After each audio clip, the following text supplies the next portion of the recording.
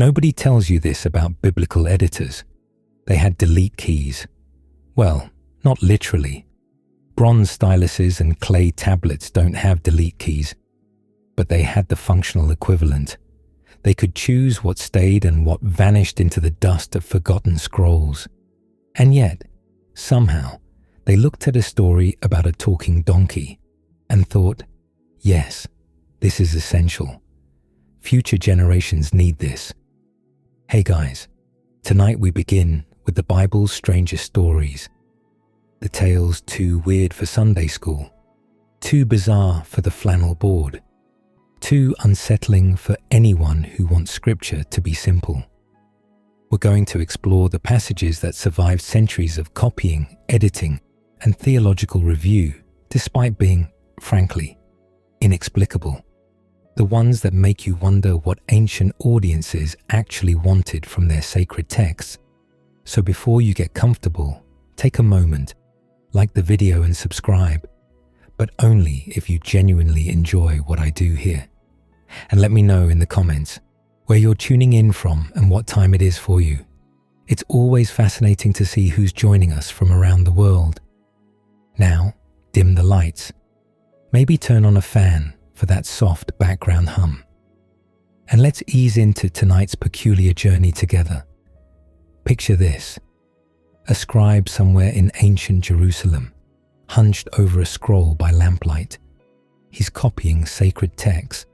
His back aches. His eyes burn. The oil in his lamp is running low, and he's got maybe 3 more hours of work ahead of him. He reaches a passage about bears mauling 42 youths because they mocked a prophet's baldness. He pauses. He reads it again. He could skip it. Nobody would know. The scroll he's copying from is deteriorating anyway. In 50 years, the original will be dust and memory. He could simply not include this part. Future generations would never miss what they never knew existed. But he doesn't skip it. He copies it carefully, word by word, bear by bear, youth by youth, all 42 of them. Why? That question, why did they keep this, is going to haunt us tonight. Because the Bible contains material that doesn't fit any comfortable category. Not offensive in the way modern readers expect ancient texts to be offensive. Not controversial in the sense of challenging doctrine. Just weird. Inexplicably, almost aggressively weird. We've got a donkey that sees angels when prophets can't. We've got an assassin who exploits his left-handedness to commit a bathroom murder so graphic, the text lingers on the details with something suspiciously close to relish. We've got a king so desperate he visits a witch he himself banned, and the séance actually works, which surprises everyone, including apparently the witch. We've got a prophet commanded to lie on his side for over a year, 430 days, cooking food over dung, while his neighbors presumably wondered if they should call someone. This is what survived editorial review. This is what generations of scribes, priests, and theologians looked at and said, yes, keep it, copy it again. Make sure this makes it to the next century. We're not here to mock these stories. That would be too easy, and also, frankly, less interesting than what we're actually going to do. We're here to sit with them, to notice what they reveal about the people who treasured them, to understand that weird is not the same as meaningless, that sometimes the strangest passages are the ones carrying the heaviest freight. Here's the pattern we're going to notice tonight. The Bible is not a single book with a single voice. It's a library assembled over centuries by people who disagreed about almost everything except, apparently, the entertainment value of a good donkey story. The texts that survived are the ones that earned their survival. Someone, somewhere, loved them enough to copy them. Someone found them essential. Someone heard them read aloud in firelight and thought, tell that one again. We're going to meet prophets humiliated by their own livestock. We're going to witness divine overreaction that would make any modern reader uncomfortable. We're going to sit with one of the darkest passages in all of Scripture, a story the Bible seems to tell against itself, preserved as horror, as warning, as something that should never have happened. We're going to laugh at crude humor that somehow passed theological review. We're going to watch a patriarch wrestle God to a draw. We're going to wonder, again and again, what our ancestors actually wanted from their sacred texts, because it clearly wasn't what we expect. They wanted stories that surprised them, stories that disturbed them, stories that didn't resolve into neat moral lessons. They wanted, if you think about it, exactly what we want from stories today. They just didn't pretend otherwise. The scribes who copied these passages by lamplight, year after year, century after century, they weren't confused about what they were preserving. They weren't making mistakes. They were making choices. And their choices tell us something profound about what Scripture meant to the people who actually lived with it.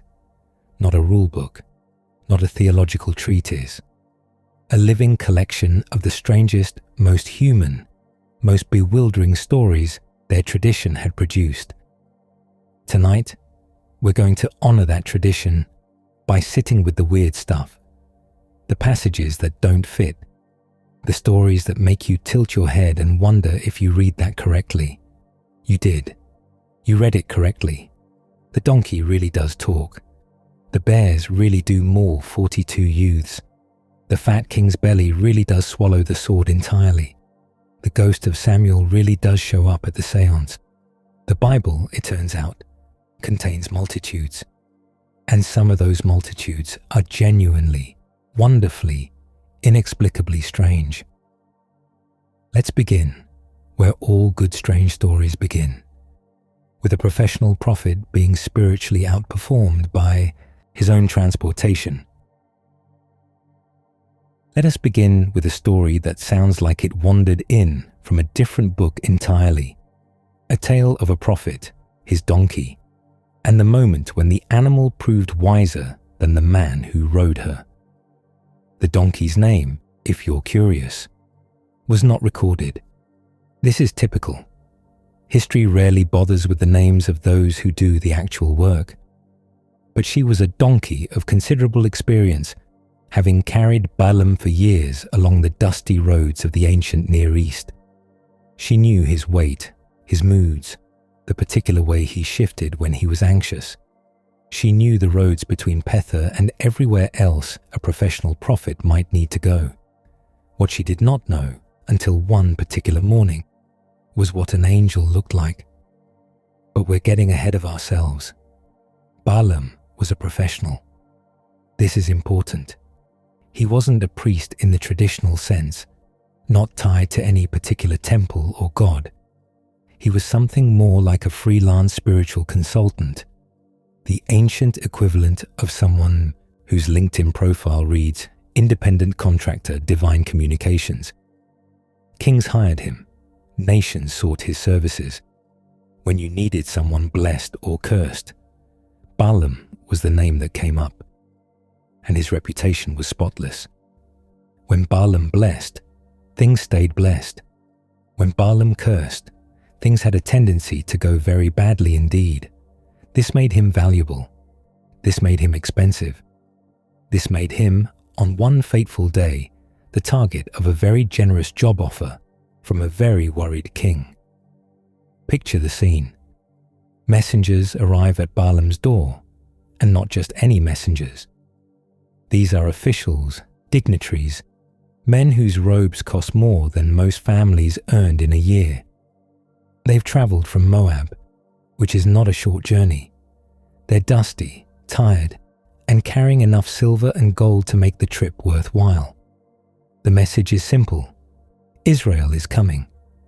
The Israelites have been cutting a swath through the region, defeating kings and claiming territory with the kind of efficiency that makes neighboring monarchs lose sleep. Balak, king of Moab, has watched his colleagues fall one by one. He's done the math. His army cannot defeat Israel in conventional warfare, but maybe they can be defeated unconventionally. Come, the messengers say, and curse this people for me. They are too mighty for me. Perhaps I shall be able to defeat them and drive them from the land. The fee, implied but unmistakable, is substantial. Balaam does what any professional would do. He asks for time to consult with his employer. Lodge here tonight, he tells the messengers, and I will bring back word to you as the Lord speaks to me. The confidence is unmistakable. Balaam speaks to God like a man checking his voicemail. This is routine. This is Tuesday. That night, God speaks to Balaam, and the answer is no. You shall not go with them. You shall not curse the people, for they are blessed. Clear enough. Balaam sends the messengers away. Job declined. End of story. Except it's not the end of the story, because Balak is not a king who takes no for an answer. He sends more messengers, more important messengers, more numerous messengers, and, this is the crucial detail, more money. Please, let nothing hinder you from coming to me, the message reads, for I will surely do you great honor, and whatever you say to me, I will do. Whatever you say, those are powerful words. Balak is offering Balaam a blank check, both financial and political. Name your price, name your terms. Just come curse these people. Balaam's response is interesting. He says all the right things. Though Balak were to give me his house full of silver and gold, I could not go beyond the word of the Lord my God to do less or more. Beautiful, pious, exactly what you'd expect a prophet to say. And then he adds, stay here tonight, and I will find out what more the Lord will say to me. What more? God already said no. The answer was clear. But Balaam is checking again, just in case, just to see if maybe the divine position has softened, just to confirm that the enormous pile of money hasn't changed the spiritual calculus. This is, if you think about it, deliciously human. We've all done it. We've all asked the same question twice, hoping for a different answer. We've all known what we should do and found reasons to double check. Things get interesting. God says yes. If the men come to call you, rise and go with them, but only do what I tell you. Permission granted, conditions attached. Balaam saddles his donkey the next morning and sets off with the Moabite officials. And God is furious. Wait, read that again. God gave permission. Balaam followed the permission. And now God is angry that Balaam went. The text says it plainly. God's anger was kindled because he went. This is the kind of passage that makes systematic theologians break out in hives. How can God be angry about something God permitted? Notice who this protects. If God's permission creates obligation, then Balaam can't be blamed for going. But if God's anger reveals Balaam's real motive, then permission becomes the trap that exposes greed. The text works for whoever is reading it, prophet or king, reformer or establishment. The ancient readers didn't seem bothered by this. They understood something we often miss. Permission isn't the same as approval. God saw through Balaam's pious words to the greedy heart beneath. The second inquiry wasn't about obedience. It was about finding a loophole. God gave Balaam exactly what he wanted. And then God sent an angel with a sword to stand in the road. The angel of the Lord. Invisible to prophets. Visible, as it turns out, to donkeys. Picture the road. It's morning, early enough that the heat hasn't fully settled in, but late enough that the dust is already rising with every step. Balaam rides his donkey. The Moabite officials ride ahead or behind. The text doesn't specify, but they're there, these dignified men in their expensive robes, probably making small talk about the journey ahead. And then the donkey sees something. She stops, not a gradual slowing, ears swiveling, weight shifting backward, not a hesitation, that dancer's pause before a jump, a full stop, 4 hooves planted, neck rigid, the kind of stop that sends a rider lurching forward, scrambling for balance, cursing. Because standing in the road ahead, sword drawn and gleaming in the morning light, is a figure that Balaam cannot see. The donkey does what any sensible animal would do when confronted with an armed supernatural being. She turns off the road and heads into the field. Balaam, who sees nothing but an empty road and his suddenly disobedient transportation, does what any frustrated traveler would do. He beats her. The text uses that word plainly.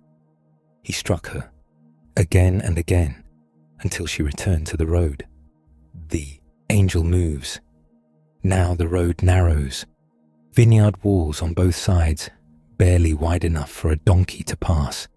And there, filling the gap, stands the angel. The donkey sees. The donkey cannot go forward. The donkey cannot turn around. She does the only thing possible. She presses herself against the wall, crushing Balaam's foot against the stones. Balaam beats her again. The angel moves once more. Now there's no room at all. No field to escape into, no wall to press against. Just a narrow passage and a drawn sword. The donkey lies down. This is the moment. Right here. A professional prophet, a man whose entire career is built on seeing what others cannot see, is sitting on a donkey who has collapsed beneath him because she can perceive divine reality more clearly than he can. Balaam beats her a 3rd time. And then the donkey speaks. What have I done to you that you have struck me these 3 times? Just like that. No fanfare, no thunderclap. The donkey opens her mouth and words come out. And the text treats this as though it's the most natural thing in the world. Balaam, apparently unfazed by the fact that his transportation has developed language skills, answers her. Because you have made a fool of me. I wish I had a sword in my hand, for then I would kill you. What he doesn't say matters. He doesn't say, wait, donkeys can't talk. He doesn't say, this is impossible.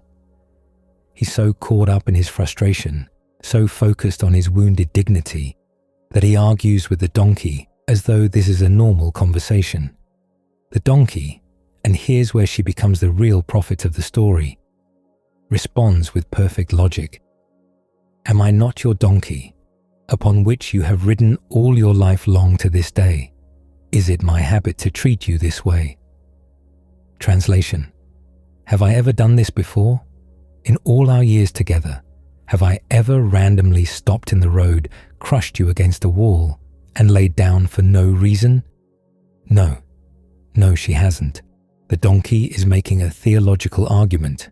She's saying, something is different today. Something you cannot see is causing this behavior. Trust the pattern. Trust the relationship. Trust that I am not doing this to embarrass you. And then, only then, God opens Balaam's eyes. The angel appears. The sword gleams. The prophet, who could not see what his donkey saw, falls on his face in the dust. Why have you struck your donkey these 3 times? The angel asks. Behold, I have come out to oppose you because your way is perverse before me. The donkey saw me and turned aside before me these 3 times. If she had not turned aside from me, surely just now I would have killed you and let her live. Let her live. The donkey was going to survive. The prophet was going to die. That's the divine assessment of the situation. The animal who couldn't speak but could see was more valuable in that moment than the professional seer who could speak but couldn't see. This is comedy. Ancient audiences understood it as comedy. The professional is outperformed by the amateur. The wise man is schooled by the fool. The prophet is out-profited by his own ride. But it's also something else. It's a story about what we miss when we're focused on the wrong things. Balaam couldn't see the angel because Balaam was too busy seeing the money. His spiritual vision was compromised by his desire. The donkey, who wanted nothing more than to complete the journey safely, saw clearly. There's a pattern here that shows up throughout Scripture and throughout history. The people closest to power often have the worst vision. The experts miss what the novices see. The professionals are blind to what's obvious to outsiders. The donkey had no theological training, no reputation to protect, no fee waiting at the end of the road. She just saw what was there. And here's the detail that makes this story stranger still. Balaam continues on his journey. The angel lets him pass. He goes to Balak. He stands on the mountains overlooking Israel, and he blesses them. 4 times Balak positions Balaam to curse Israel. 4 times Balaam opens his mouth and blessings pour out instead.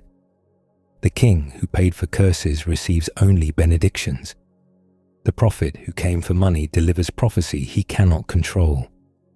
How can I curse whom God has not cursed? Balaam asks, sounding bewildered. How can I denounce whom the Lord has not denounced? The donkey, if she could have spoken again, might have pointed out that this was exactly what she'd been trying to tell him. Some forces cannot be opposed. Some realities cannot be ignored. You can beat against them all you want, 3 times, 4 times, 100 times, but they remain what they are. Balak, furious, sends Balaam home without payment. The donkey, presumably, was relieved. The story survives because it's funny. That's the simple truth.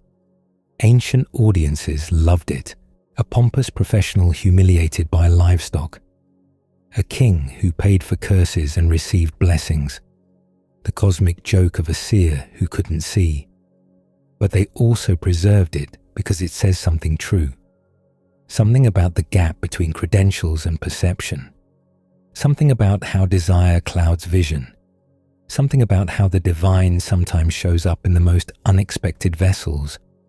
4-legged, long-eared, stubbornly refusing to move until you pay attention. The donkey never speaks again. Her moment of prophecy was brief, pointed, and effective. She made her argument, won her case, and returned to being transportation.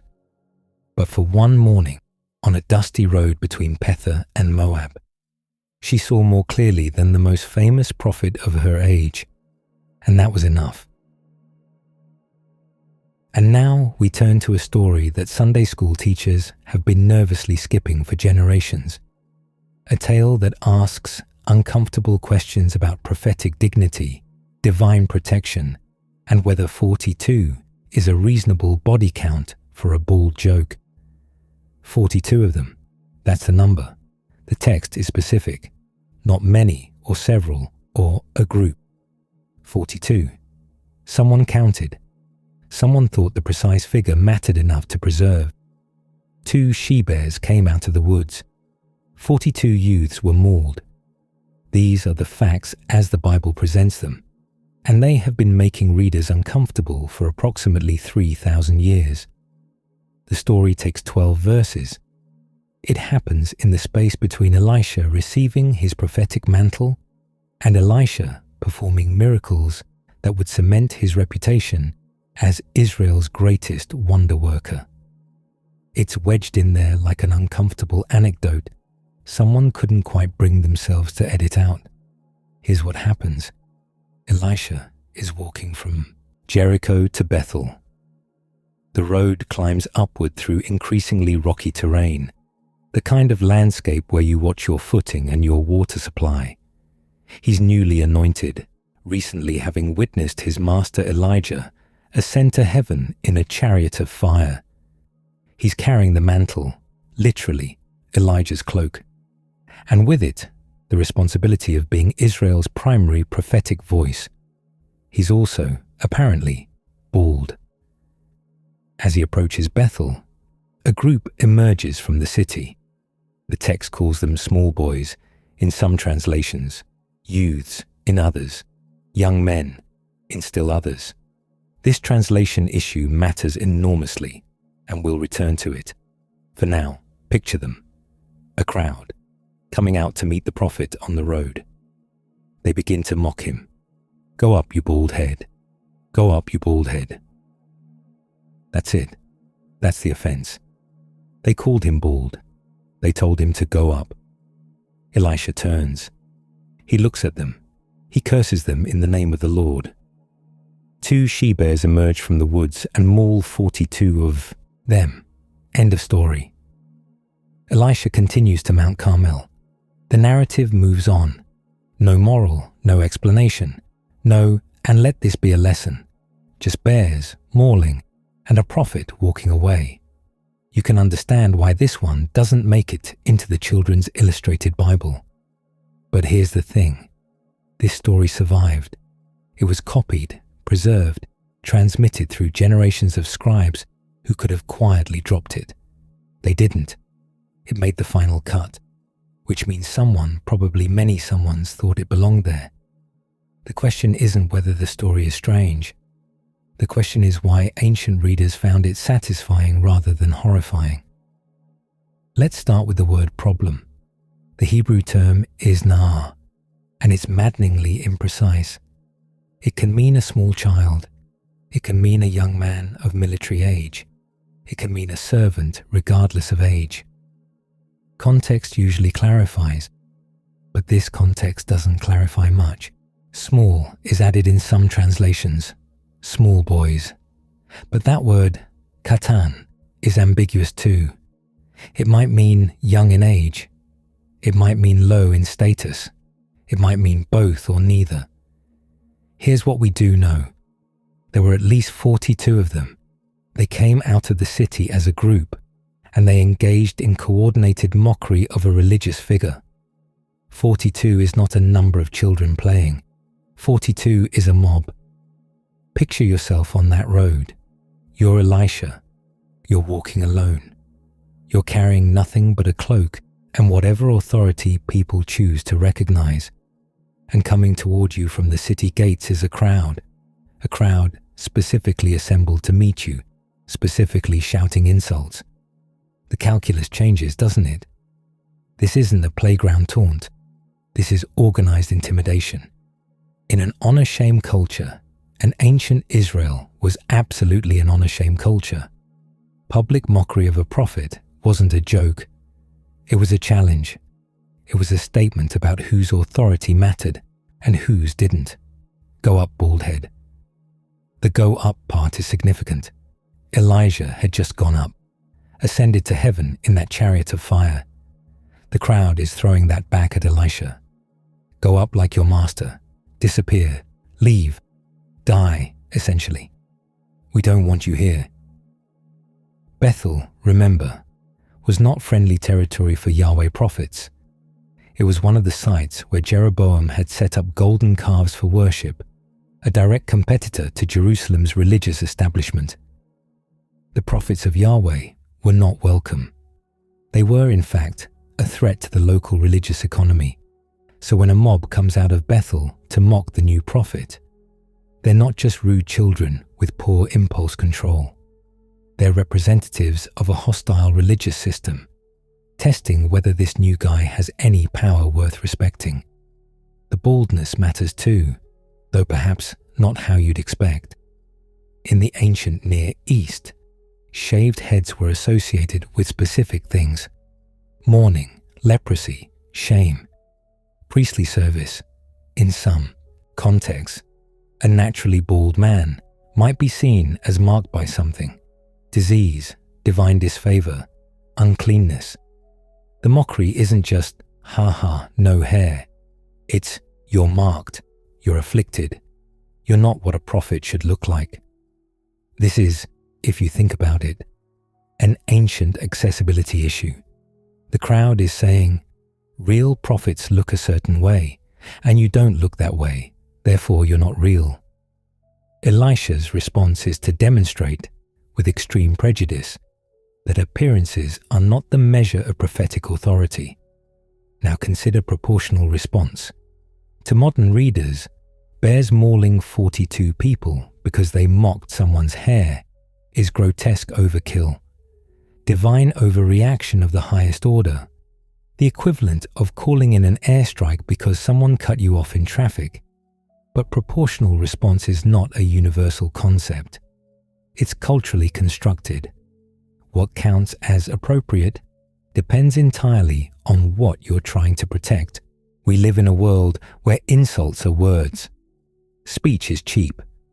Mockery is uncomfortable, but ultimately harmless.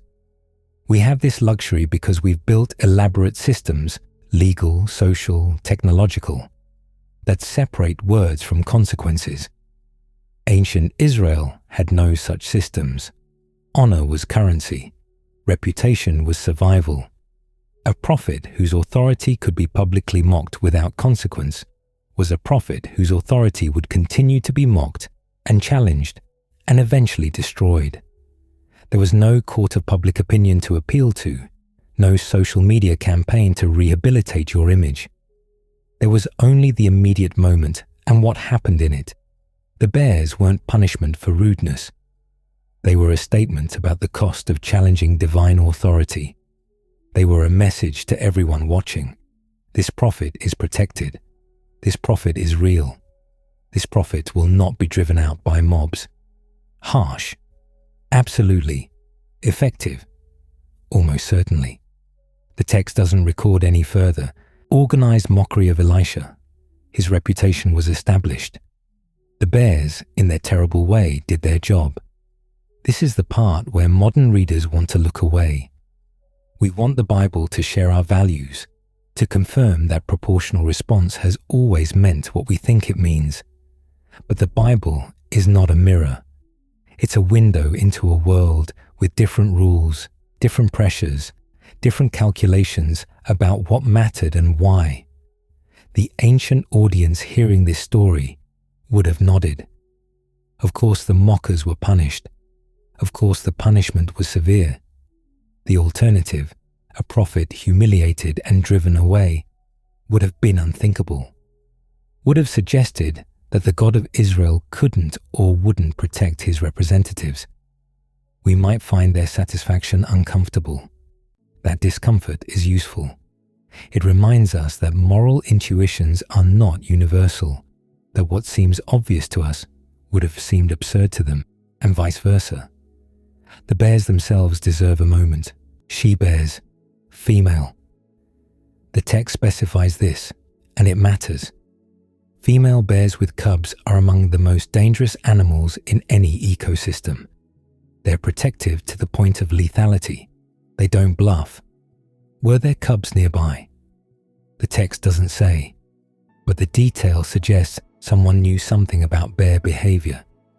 Female bears don't attack randomly. They attack when they perceive threat. 42 aggressive humans on a road might well have triggered that perception. This isn't to say the attack was natural rather than miraculous. The text presents it as divine response to Elisha's curse, but the choice of she-bears, rather than, say, lions or wolves or a convenient earthquake, suggests attention to ecological detail.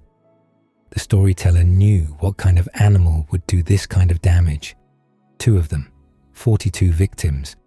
That's 21 each, if we're distributing evenly. Bears can move fast when motivated.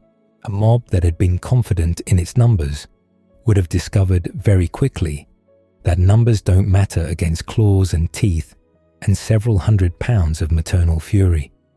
The survivors, and there must have been survivors, since the text says mauled rather than killed, would have carried scars for the rest of their lives. Physical reminders of the day they learned that prophetic authority was not to be tested. You can imagine them, decades later, explaining those scars to their children. The story would have spread, would have grown, would have become part of the regional folklore about Elisha, the prophet you didn't mock, the bald man with the bears. This is how reputations were built in the ancient world, not through credentials or publications or verified social media accounts, through stories, through demonstrations, through the understanding that certain people were protected by forces that could not be opposed. Sit with the discomfort for a moment, because this story is uncomfortable. It should be uncomfortable. 42 people, whatever their age, were mauled by bears because they mocked a man's appearance. That's not a Sunday school lesson about being kind. That's a horror story about the cost of disrespect in a world where disrespect could be fatal. The Bible includes this story anyway. This is important. The Bible is not a collection of morally exemplary tales. It's a collection of stories that someone, somewhere thought were true and important. Some of those stories are beautiful, some are inspiring, some are deeply weird, and some are this. The story survives because it tells us something about how ancient Israel understood prophetic authority. It tells us about the honor-shame dynamics that govern social interaction. It tells us about the relationship between religious figures and hostile communities. It tells us about bears. It does not tell us that mocking bald people should result in animal attacks. It does not tell us that God routinely responds to insults with violence. It tells us that once, according to the tradition, this happened, and the people who preserved that tradition thought it mattered. Why did it matter? Partly because it established Elisha's credentials. He would go on to perform miracles that saved lives, multiplying oil for a widow, purifying poisoned water, raising a child from the dead. But first, before any of that, came the bears, the demonstration that this prophet was not to be trifled with. There's a pattern here. New leaders often face challenges early, tests, probes, attempts to discover whether their authority is real or merely claimed. How they respond to those early challenges shapes everything that follows. Elisha responded with bears. It's not how we would respond. It's not how we think anyone should respond, but it was effective. And in a world where effectiveness was survival, effectiveness mattered more than our modern sensibilities about proportionality. The road from Jericho to Bethel still exists.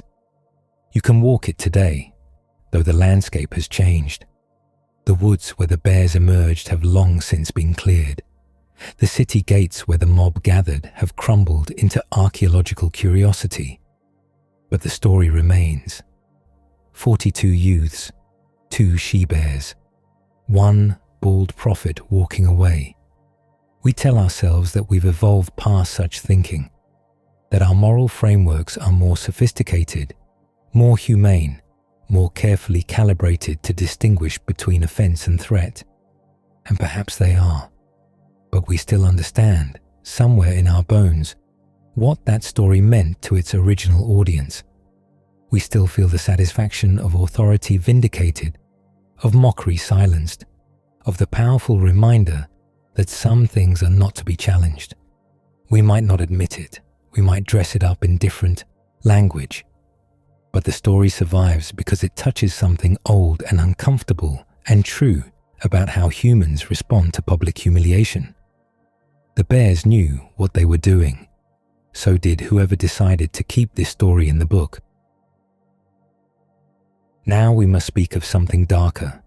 The stories we've visited so far have been strange, yes, uncomfortable in places. A donkey who sees angels, bears who maul mockers, weird certainly, but survivable. The kind of strange you can shake your head at and move on. This one is different. This one, the Bible tells not to celebrate, but to condemn. And we will handle it gently, but we will handle it honestly. The book of Judges ends with a refrain. It appears 4 times in the final chapters, like a drumbeat growing louder. In those days, there was no king in Israel. Everyone did what was right in their own eyes. This is not a celebration of freedom. This is a warning. And the story that follows that refrain is the darkest thing in Scripture. It is preserved not as moral instruction, not as example, not as anything we should emulate. It is preserved as horror. Pure, deliberate, unflinching horror. The story of the Levite's concubine. You're in the hill country of Ephraim. Late in the period of the Judges, though the text doesn't give us a precise date. The landscape is rocky, terraced where farmers have carved out space for olive trees and grain. The roads are dangerous, travel is risky. Hospitality is not just courtesy, it's survival. A Levite lives here, a priest of the tribe of Levi, though this particular Levite seems to have no fixed assignment, no permanent temple duty. He's a religious professional without a congregation, which in this economy means he's dependent on whoever will take him in. He has a concubine. The Hebrew word is pilegesh, a secondary wife, lower in status than a primary wife, but higher than a servant. She has legal protections. She has standing. She is not property exactly, though the line between person and property was blurrier then than we'd like to imagine. She's from Bethlehem, in Judah, far from the hill country, far from her family. The text says she played the harlot against him. Other translations say she became angry with him or was unfaithful to him. The Hebrew is ambiguous. The same word can mean sexual infidelity or simply leaving in anger. What matters is this: she left. She went home to her father's house in Bethlehem. She was there for 4 months. 4 months is a long time. Long enough for anger to cool, if anger was the issue. Long enough for shame to settle, if shame was involved. Long enough for everyone to assume the situation was permanent. Then the Levite came to get her. He brought a servant. He brought 2 donkeys. He brought words to speak kindly to her, the text says, to bring her back. The language suggests reconciliation, gentle persuasion. A husband who wanted his wife returned and was willing to humble himself to make it happen. Her father was delighted to see him. This detail matters. The father's enthusiasm, he rejoiced to meet him, suggests that having a daughter who had left her husband was not a comfortable situation. The social pressure, the whispered questions, the uncertain status of a woman who was neither wife nor widow nor maiden. The father wanted this resolved. The Levite stayed. 1 day became 2. 2 became 3. The father kept urging him to stay longer, to eat, to drink, to rest. Ancient hospitality could be aggressive. To leave too quickly was an insult. To stay showed respect. 3 days became 4. 4 became 5. On the morning of the 5th day, the Levite finally insisted. He would leave. He had business to attend to. His concubine was with him. The text doesn't tell us whether she went willingly, whether she was persuaded or simply collected like luggage. We don't hear her voice. We won't hear it at all in this story until the very end. They left late. Too late, really. The sun was already declining when they passed Jerusalem, called Jebus then, still held by the Jebusites, not yet conquered by David. The servant suggested stopping there for the night. The Levite refused. "We will not turn aside into a city of foreigners who are not of the people of Israel," he said. "We will pass on to Gibeah." This decision, this specific decision, it will echo through the rest of the story like a stone dropped into still water. They pressed on to Gibeah, a city of the tribe of Benjamin, Israelites, their own people. Surely they would be safe among their own people. The sun set. They entered the city square. They sat down to wait. In the ancient world, travelers didn't check into hotels. There were no hotels. You entered a city. You sat in the public square. and you waited for someone to offer you hospitality. It was expected. It was obligatory. Failure to offer hospitality to travelers was a serious breach of social contract. No one came. The citizens of Gibeah walked past. They saw the travelers, a Levite, a woman, a servant, 2 donkeys. They saw them and kept walking. The square emptied as darkness fell. Finally, an old man approached. He was not from Gibeah originally. He was from the hill country of Ephraim, the Levites' own region, sojourning in this Benjaminite city, a stranger offering hospitality to strangers, while the locals offered nothing. "Where are you going, and where do you come from?" the old man asked. The Levite explained, "Bethlehem to Ephraim. Plenty of supplies, straw, fodder, bread, wine. They needed nothing but a roof." "Peace be to you," the old man said. "I will care for all your wants. Only do not spend the night in the square. Only do not spend the night in the square." The warning is there, quiet, ominous. The old man knows something about this city. He knows what happens to travelers who sleep in the open. He brought them to his house, washed their feet, fed the donkeys, prepared a meal.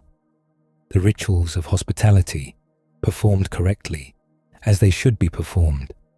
And then, while they were making their hearts merry, that phrase, so innocent, suggesting laughter and wine and the relief of safety, there came a pounding at the door.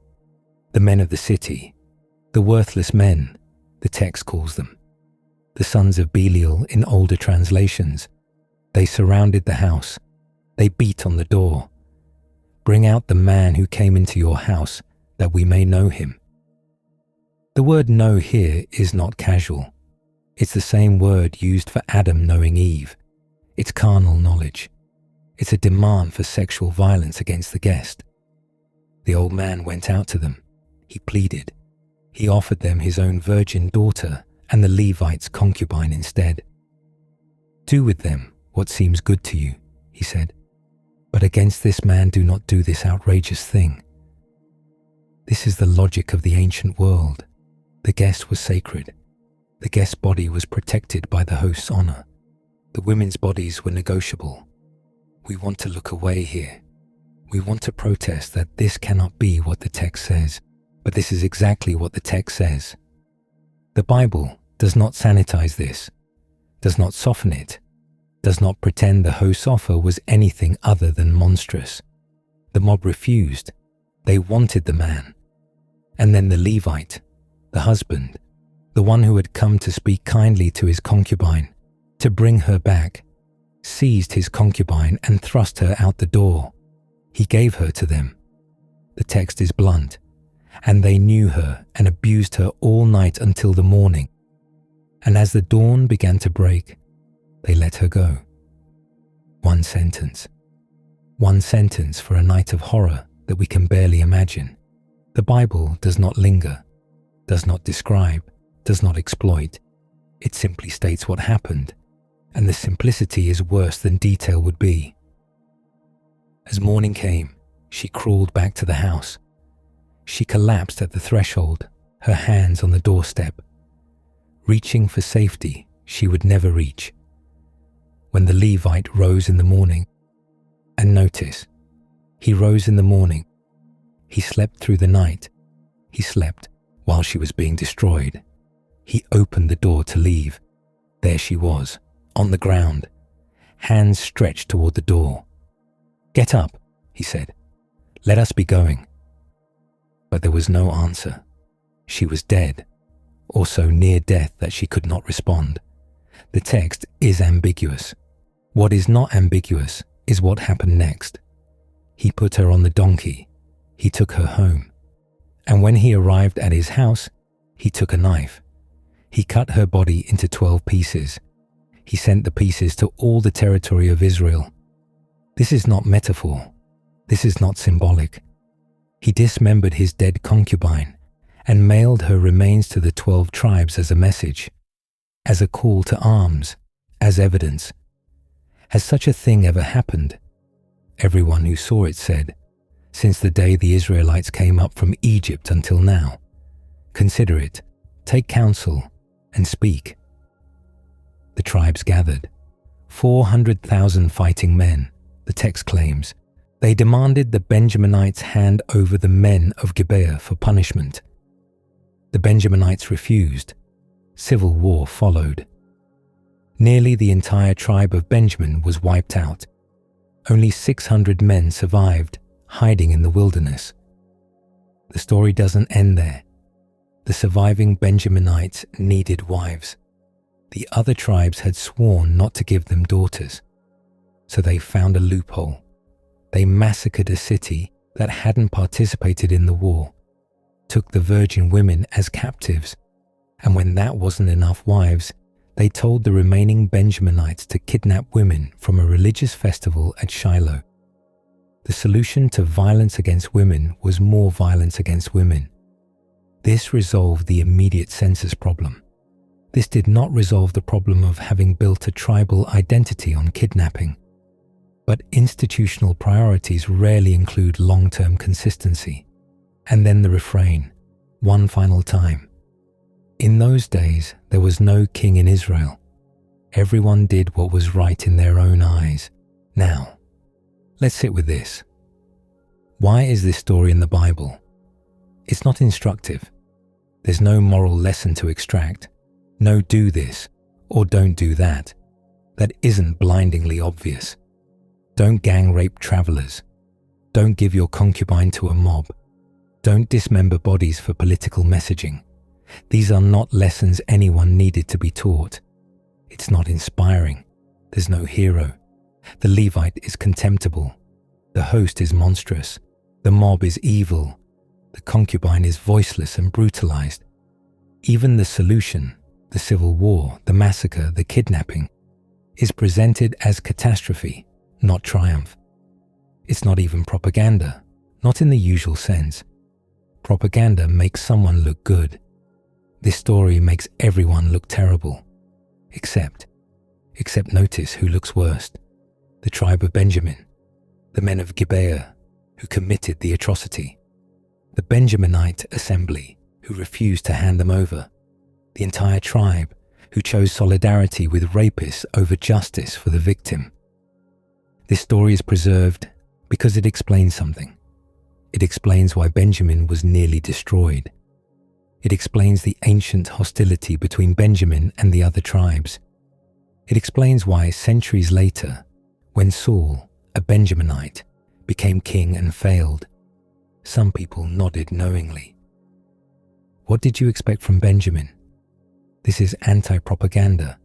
This is a story told against a tribe, preserved by their rivals, kept in the canon, because it served someone's political purposes. The timing is almost too convenient. The story is set in the period of the Judges, but it was likely written down much later, during or after the monarchy, when tribal rivalries had crystallized into political factions.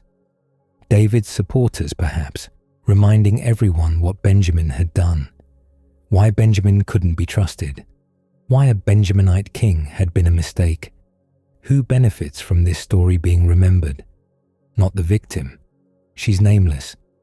We never learn what she was called. We never hear her speak except in the ambiguity of that final silence. She exists in this narrative only to suffer and to serve as evidence. Not the Levite. He's shown as cowardly, callous, brutal in his own way. He saved himself by sacrificing her. He slept while she was destroyed. He dismembered her for political theatre, not Benjamin. They're the villains. They're the cautionary tale. The story benefits whoever was competing with Benjamin for power. It benefits whoever wanted to remind Israel that some tribes were more trustworthy than others. It benefits the narrative that says, without proper leadership, without a king, this is what happens. And yet the story is told in a way that refuses to let anyone off the hook. The text doesn't say the Levite was right to give her to the mob. It doesn't say the host was right to offer his daughter. It doesn't say the civil war was righteous or the kidnapping was justified. It says what happened. It says consider this. It says speak. It says in that final refrain that this is what happens when everyone does what is right in their own eyes, when there's no authority, no law, no king. But the irony, and the text knows this, the text absolutely knows this, is that having a king won't fix it either. The kings who come will commit their own atrocities. David will take Bathsheba and murder her husband. Solomon will conscript labor and worship foreign gods. The kings will fail too. The story isn't really saying we need a king. It's saying we need something. Some structure, some accountability, some way of preventing the strong from destroying the weak. It's saying, this happened. This should never have happened. And we don't know how to stop it from happening again. That's why it survives. Not because it's edifying, not because it's inspirational, but because it's true to something about human nature that we'd rather not acknowledge. The capacity for cruelty, the willingness to sacrifice others for our own safety, the way political convenience can turn even horror into useful narrative. The concubine never gets justice, not really. The war fought in her name is about tribal honor, not about her. The men who actually assaulted her die in battle, but so do tens of thousands of others who had nothing to do with it. Her dismembered body serves as a rallying cry, and then she disappears from the story entirely. She becomes a symbol, a cause, a piece of evidence. She stops being a person. This too is something the story knows, something it shows without commenting on. The way victims become instruments, the way suffering becomes useful to those who can exploit it. We'd like to think we've moved past this, that we've learned, that our systems protect the vulnerable, that our narratives center the victims, that we've evolved beyond using broken bodies as political currency. But we still know, somewhere uncomfortable, what this story is about. We still recognize the pattern, the powerful sacrificing the powerless, the convenient victim, the outrage that serves someone's purposes. The story survives because it tells the truth. Not a comfortable truth, not an inspiring truth, but the truth about what humans are capable of when there are no consequences, no accountability, no one watching. The concubine's hands, reaching for the doorstep, that image, that impossible, unbearable image of someone trying to reach safety and falling just short. The Bible preserves that image. It doesn't explain it, doesn't justify it, doesn't redeem it. It just says, this happened, remember. And we do. 3,000 years later, we remember. We remember her reaching for the door. We remember the silence when he told her to get up. We remember that she never got up. The story tells itself against itself. It preserves the horror precisely because the horror should not be forgotten, should not be smoothed over, should not be made comfortable. Some things should never have happened. The Bible knows this, and it makes sure we know it too. Let us lighten our spirits, shall we? After that darkness, we need something different. Something with a little mischief in it, a little crude humor. A story that ancient audiences told around fires with glee rather than grief. We need a bathroom murder. The book of Judges contains multitudes. Horror, yes, but also comedy. Action sequences that would make modern thriller writers jealous. And in chapter 3, we find a story so delightfully vulgar, so lovingly detailed in its grossness, that you have to wonder how it survived editorial review. The answer, of course, is that ancient editors loved it just as much as ancient audiences did. This is the story of Ehud, the left-handed assassin, the man who killed a king so fat that the sword disappeared into his belly and couldn't be retrieved. The hero who escaped while guards stood outside the bathroom door. too polite to interrupt what they assumed was a royal bowel movement. You can't make this up. Or rather, someone did make it up, or at least embellished it considerably, and they did so with obvious relish. The scene begins with Israel under oppression again. This happens a lot in Judges. The cycle is almost mechanical. Israel forgets God. God allows a foreign power to dominate them. Israel cries out. God raises up a deliverer. The deliverer defeats the oppressor. Peace follows for a generation. Israel forgets God again. Rinse and repeat. This time the oppressor is Eglon, king of Moab. The Moabites have crossed the Jordan, allied themselves with the Ammonites and Amalekites, and conquered the city of palms, probably Jericho, though the text doesn't specify. For 18 years, Israel has paid tribute. 18 years is a long time to be occupied, long enough for children to grow into adults who've never known anything else, long enough for resistance to seem foolish, for collaboration to seem reasonable, for the memory of freedom to fade into something between nostalgia and myth. But someone remembered. The tribe of Benjamin. Yes, the same Benjamin from our previous story, though this tale casts them in a considerably better light, produced a man named Ehud, son of Gera, and the text tells us something very specific about him. He was left-handed. Now, in the ancient world, left-handedness was not a neutral trait. The word for left in many languages is associated with weakness, bad omens, clumsiness. The Latin word for left, sinister, tells you everything you need to know about how the Romans felt about it. In Hebrew, the word can also mean restricted or bound, on the right side, suggesting perhaps that left-handed people were seen as having something wrong with their dominant hand. The tribe of Benjamin, interestingly, seems to have had a disproportionate number of left-handed warriors. Later in Judges, we hear about 700 Benjaminite slingers who could sling a stone at a hair and not miss. All of them left-handed. Whether this was genetic, cultural, or deliberately trained is unclear. What matters is that Benjamin was known for producing southpaws, and Ehud was going to use this to his advantage. Consider this: security in the ancient world. Guards checking for weapons looked on the left hip. That's where right-handed people wore their swords, on the left side, so they could draw across their body with their right hand. It was automatic. You patted down the left hip, you moved on. Ehud wore his sword on his right hip. The text is very specific about this weapon. It was a sword with two edges, about a cubit long, roughly 18 inches, though a cubit varied by region and era. Some translations call it a dagger, which might be more accurate. It was short, concealable, made for stabbing, not slashing. He strapped it to his right thigh, under his clothing.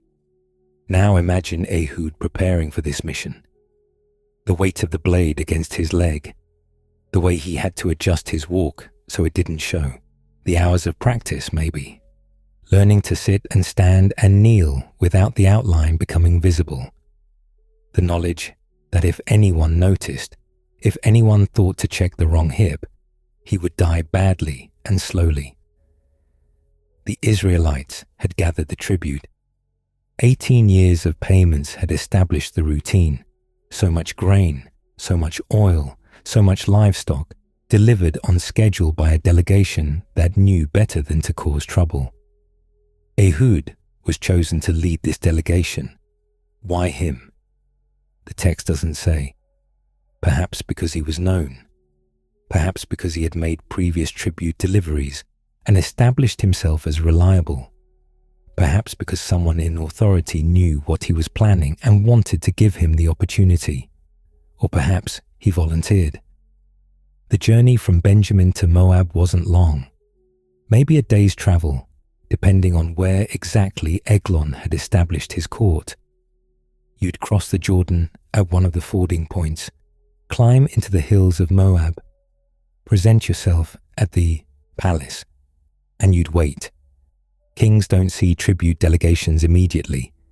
You'd be kept in an anteroom probably, given water maybe, watched.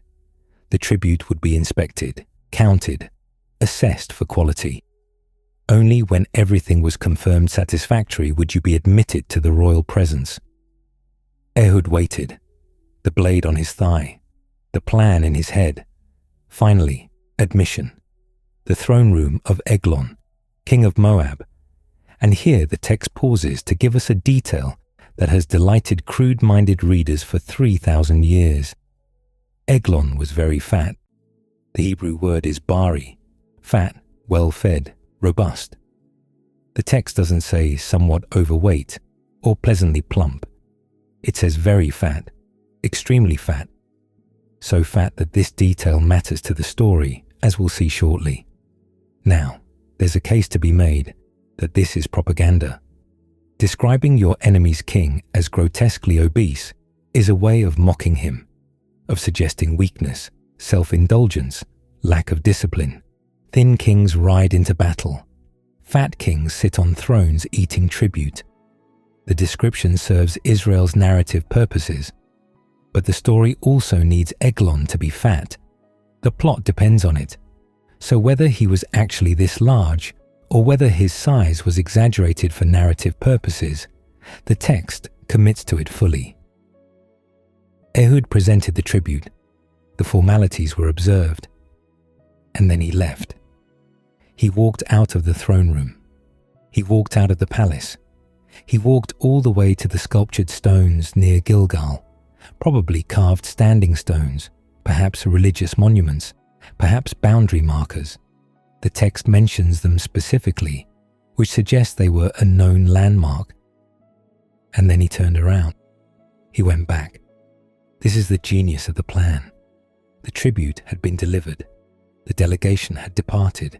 Security had relaxed. The dangerous moment, the moment when assassins might strike, had passed. Everyone assumed the Israelites were gone. Ehud returned alone. "I have a secret message for you, O king," he said. The word for secret here can also mean hidden or private. Ehud was promising intelligence, information that couldn't be shared in front of the court, something the king would want to hear alone. And kings always want to hear secret messages. The possibility of intelligence, of advantage, of knowing something your enemies don't know. This is irresistible to anyone in power. Eglon took the bait. "Silence," the king commanded. Everyone else left. The attendants, the guards, the servants. They filed out, leaving the king alone with this Israelite who had something private to share. Ehud approached. "I have a message from God for you," he said.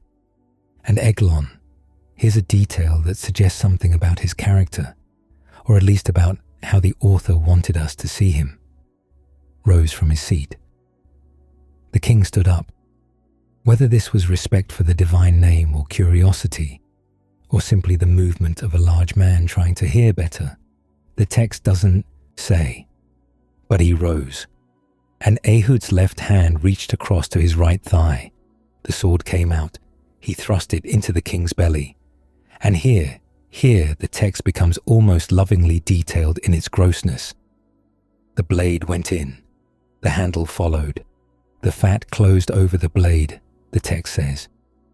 Eglon was so large that the entire sword disappeared into his belly, handle and all, and Ehud couldn't pull it out.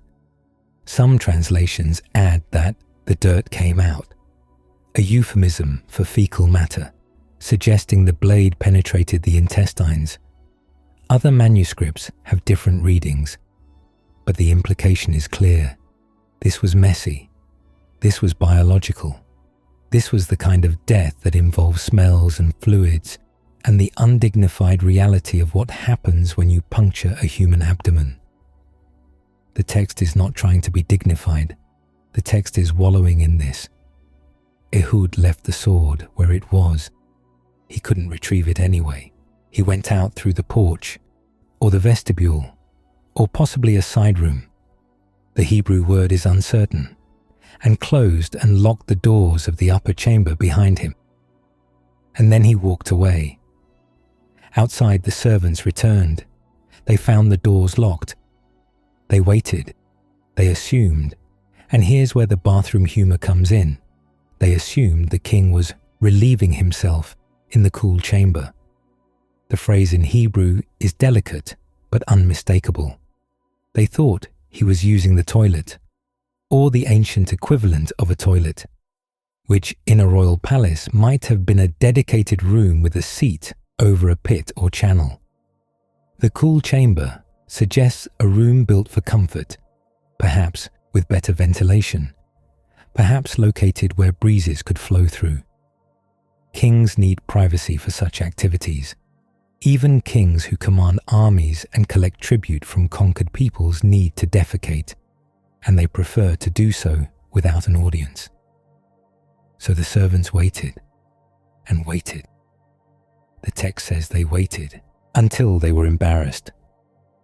The Hebrew suggests shame, confusion, the awkwardness of standing outside a door for far too long.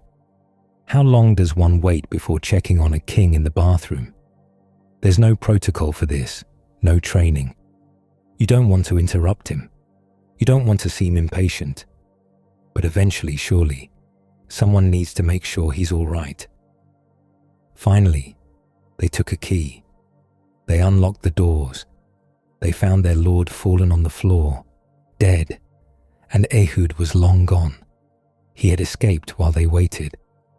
While they stood outside the bathroom door, too polite to knock, too uncertain to investigate, their enemy walked calmly away. He passed the sculptured stones. He reached the hill country of Ephraim. He blew a trumpet, rallying the Israelites.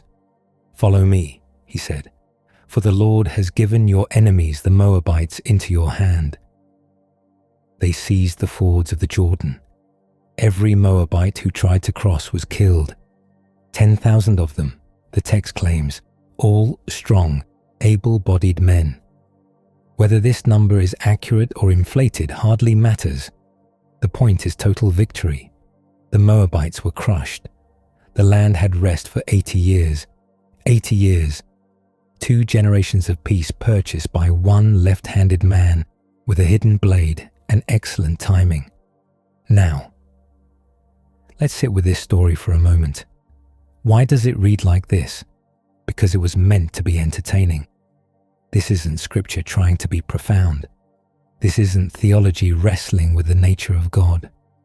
This is a story about a clever hero who outsmarts a fat foreign king using a trick that wouldn't be out of place in an action comedy. The bathroom humor isn't accidental. It's the point. Ancient audiences laughed at this. They told it around campfires with the same glee that modern audiences bring to heist movies and spy thrillers. The fat king, the hidden blade, the locked bathroom door, the servants too embarrassed to check. Every element is crafted for maximum enjoyment. Notice the pacing. The setup is slow, methodical. The tribute, the departure, the return, the private audience. Then the violence is quick, visceral, almost slapstick in its grotesqueness. Then the escape, stretched out again as we watch the servants squirm with indecision. It's comic timing, its narrative structure designed to produce specific emotional responses. Tension, release, satisfaction, and it survived. This crude, violent bathroom humor story made it into the canon of sacred scripture. Editors who removed or modified countless other stories looked at this one and said, "Keep it." Why? Partly because it's a good story, memorable, repeatable, satisfying. Stories that people want to retell tend to survive, partly because it serves a purpose. Ehud is a judge, a deliverer, proof that God raises up unexpected heroes to save Israel.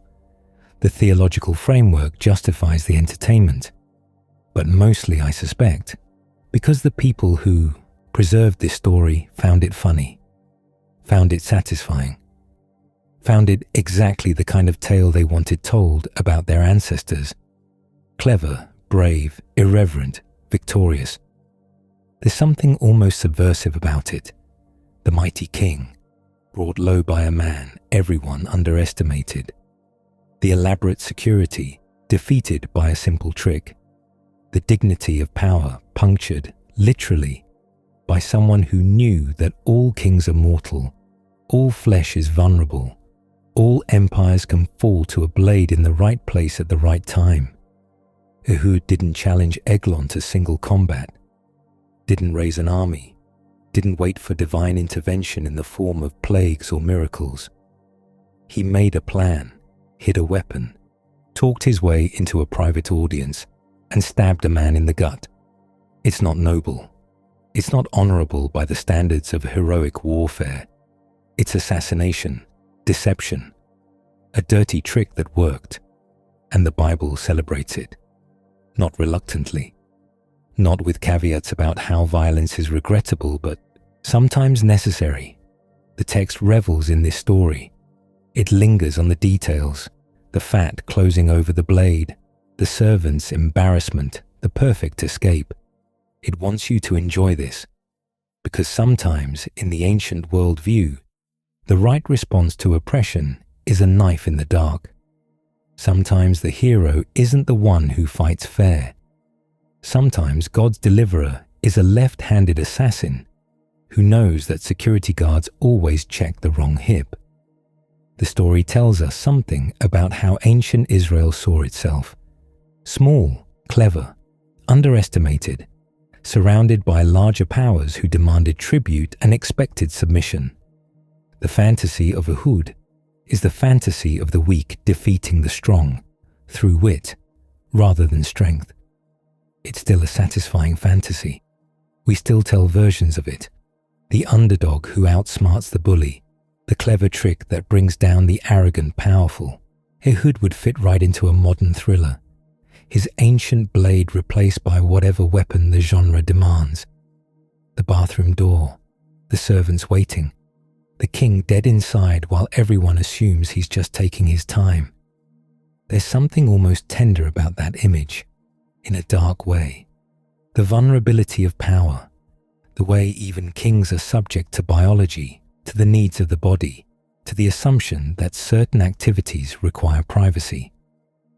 Eglon's servants weren't stupid. They were respectful.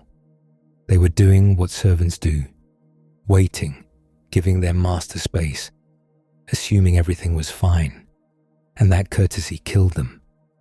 Their politeness gave Ehud the time he needed. Their deference to royal privacy became the mechanism of their defeat. The story knows this. The story finds it delicious.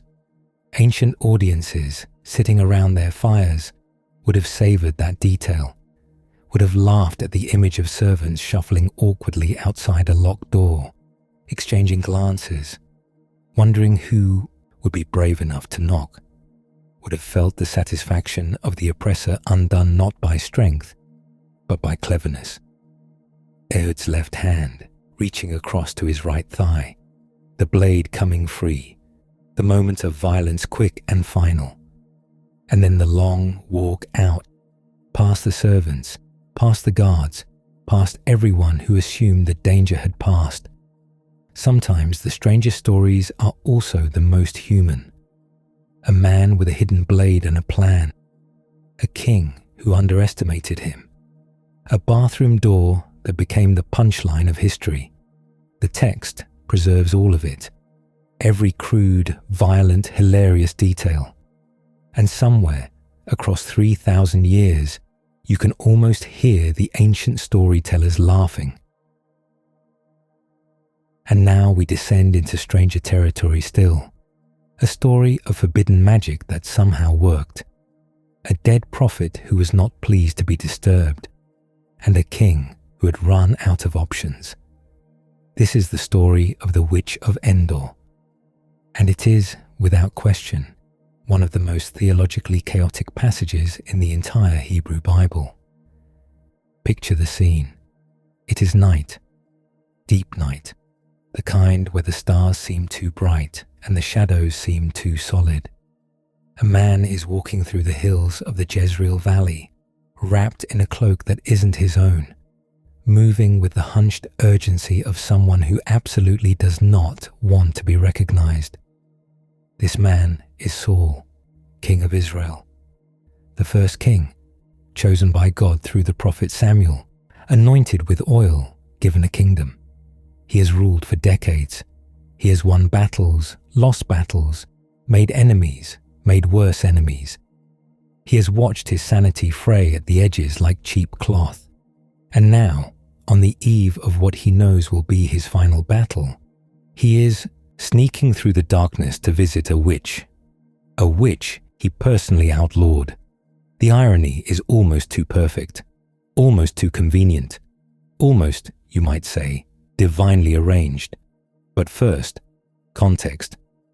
Saul's relationship with the prophet Samuel was complicated in the way that relationships between kings and prophets tend to be complicated, which is to say, badly.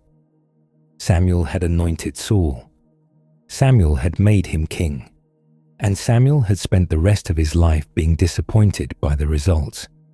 The specific breaking point came over a matter of livestock. God had commanded Saul to utterly destroy the Amalekites, every man, woman, child, and animal. Total annihilation. Saul did most of this, but he kept the Amalekite king alive, and he kept the best of the sheep and cattle. For sacrifices, he said, to honor God with. Samuel was not impressed. Does the Lord delight in burnt offerings and sacrifices as much as in obeying the voice of the Lord? Samuel demanded. To obey is better than sacrifice, and to heed is better than the fat of rams. This is the moment the kingdom was torn from Saul. Not immediately, not visibly, but spiritually. Samuel declared that God had rejected Saul as king and had chosen another, a shepherd boy named David, who would spend the next several years being hunted by the increasingly paranoid Saul. And then Samuel died. The text notes this almost in passing, as if it's a minor detail. Samuel died, and all Israel assembled and mourned for him and buried him at his home in Ramah.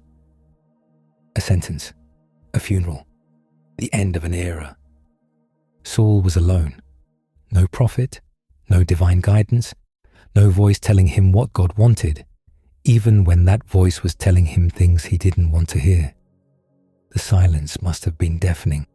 He had tried to reach God. The text is explicit about this. Saul inquired of the Lord, but the Lord did not answer him, not by dreams, not by Urim, not by prophets. Every channel was closed. Every line was dead.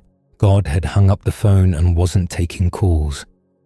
And now the Philistines were gathering. You can see them from the hills above the valley. Thousands of them, their campfires spreading across the plain like a disease. They've brought everything, chariots, infantry, archers, the full military apparatus of a civilization that knows how to make war. They're camped at Shunem, and Saul's army is camped at Gilboa, and between them lies the valley where everything will end. Saul looked at the Philistine army and was afraid. The text says his heart trembled greatly. This was not tactical concern. This was not strategic anxiety. This was terror. The Bronze Age equivalent of staring at a spreadsheet where all the numbers are red and getting redder. The cold, visceral knowledge that tomorrow he would die. He needed to know what to do. He needed guidance. He needed desperately to hear from God. God wasn't talking. So Saul did what desperate people do. He broke his own rules. "Find me a woman who is a medium," he told his servants, "so I may go and inquire of her." Saul had banned mediums. Saul had expelled all the necromancers and spiritists from the land. This was his policy, his law, his explicit command. Anyone caught practicing divination or communicating with the dead face severe punishment. and now the king himself was asking where to find one. His servants knew, of course. They always know. The underground survives every purge, every persecution, every official ban. People who need things find people who provide things. The economy of the forbidden is remarkably resilient.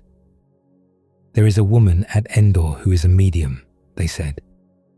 Endor, a small town, maybe 10 miles from Saul's camp. Not far at all, considering what he was about to do. Saul disguised himself. He put on other clothes, ordinary clothes, peasant clothes, anything that didn't scream king. He took 2 men with him, probably servants he trusted, though the text doesn't specify. And they went by night. The journey would have taken a few hours, through the darkness, across terrain that Saul probably knew well, toward a town where a woman waited who had every reason to fear a knock on her door after sunset. Imagine being her. You've survived the purges. You've kept your head down.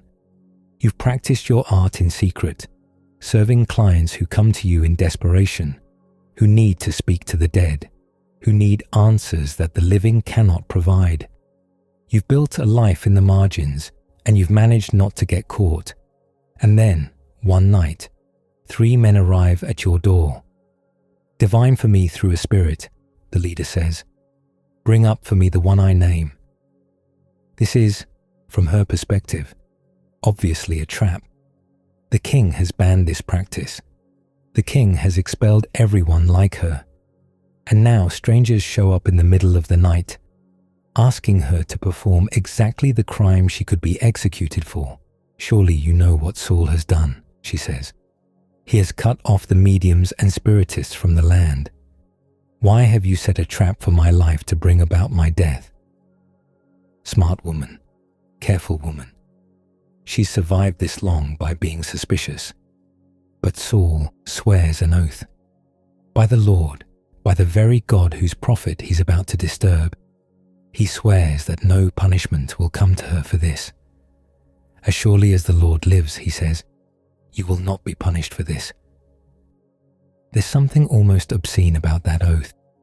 Swearing by God to protect someone who's about to commit an act God has forbidden. Using divine authority to enable divine violation. Saul has passed beyond irony into something darker. The woman agrees. Whom shall I bring up for you? She asks. Bring up Samuel, Saul says. And here is where the story becomes genuinely strange, because it works. The medium performs her ritual.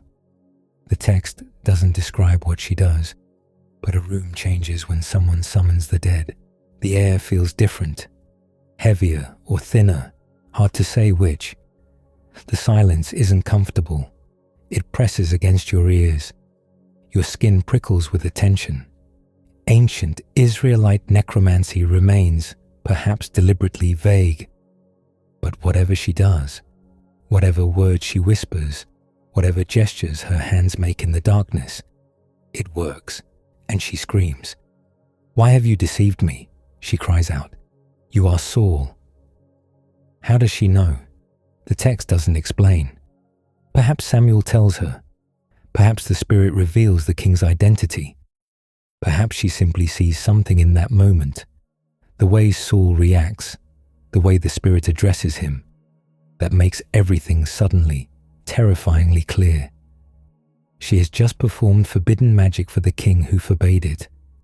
She is either about to be executed or about to be protected by the most powerful man in Israel, and she has no idea which.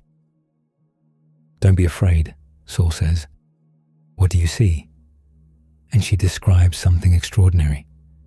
I see a spirit coming up out of the ground, she says.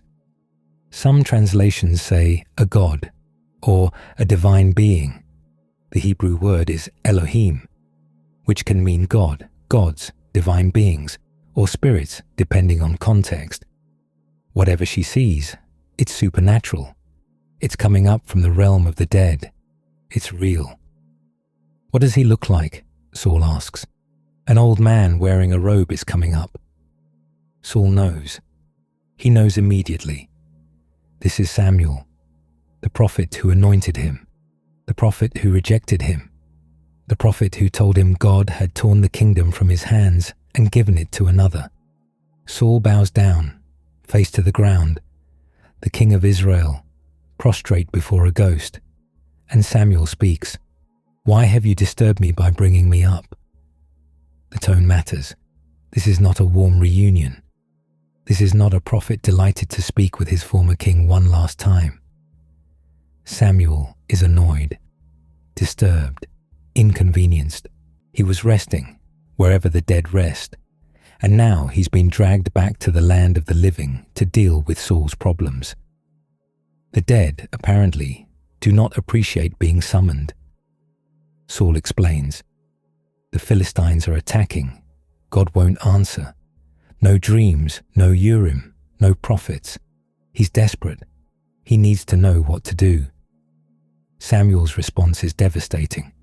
"Why do you consult me now that the Lord has departed from you and become your enemy?" There it is. God has not merely stopped speaking to Saul.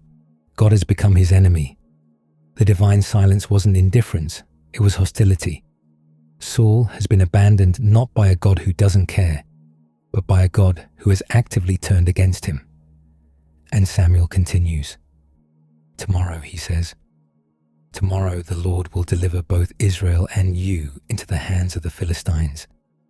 Tomorrow you and your sons will be with me, in the realm of the dead, in whatever place Samuel currently inhabits. Tomorrow Saul will join him there. The prophecy is complete. The future is sealed. Saul came for answers, and he got them. Just not the answers he wanted. Immediately, Saul collapses, falls full length on the ground.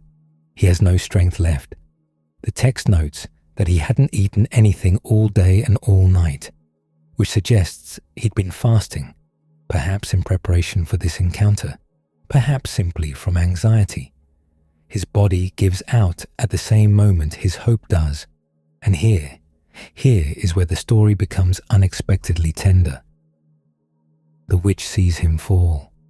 The king of Israel, the man who banned her practice, the ruler who forced her into hiding. He's lying on her floor, broken, terrified, starving. She could leave him there. She could feel satisfaction at his suffering. She owes him nothing.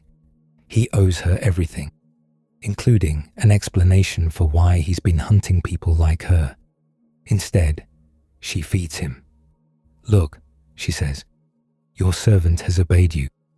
I took my life in my hands and did what you told me to do. Now please listen to your servant and let me give you some food so you may eat and have the strength to go on your way." Saul refuses at first. He doesn't want to eat. What's the point of eating when you know you'll be dead tomorrow? But the woman insists, and his servants insist, and finally Saul agrees. She had a fattened calf at the house, a valuable animal saved for special occasions.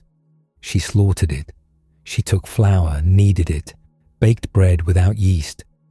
Fast bread, emergency bread, the kind you make when there's no time to let dough rise. And she set it before him. Picture this meal. The condemned king, sitting in a witch's house, eating her best food, while his death sentence echoes in his ears. The woman, who should fear him, serving him. The servants who followed him into this madness, watching him eat what might be his last meal. There's something almost sacramental about it. Bread and meat, shared in the darkness, on the night before everything ends. Saul ate. He and his men rose and left that same night. The text doesn't say goodbye, doesn't record any final words between the king and the medium.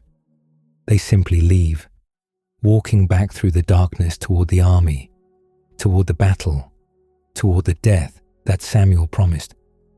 The next day, everything happened exactly as prophesied.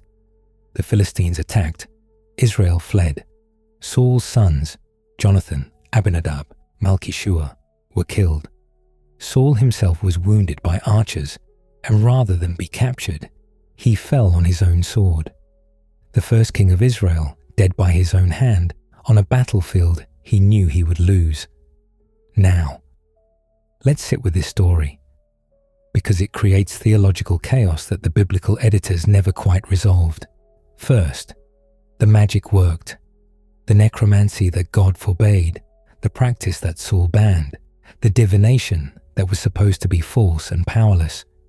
It actually summoned a real spirit. Samuel really appeared. He really spoke.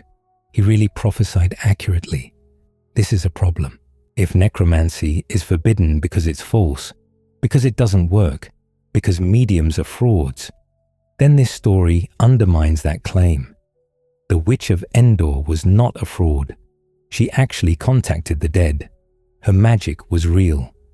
If necromancy is forbidden because it's dangerous, because it works too well, because it accesses powers that humans shouldn't touch, then this story confirms that fear. But it also suggests that sometimes, in extremity, even forbidden magic might be useful, accurate, worth the risk. The text doesn't resolve this tension. It just presents the story and lets you wrestle with it. Second, Samuel's prophecy came true. Everything he said happened exactly as he said it would. This means either God was speaking through Samuel even in death, or Samuel retained prophetic power independent of God, or the realm of the dead has access to knowledge about the future. None of these options are theologically comfortable.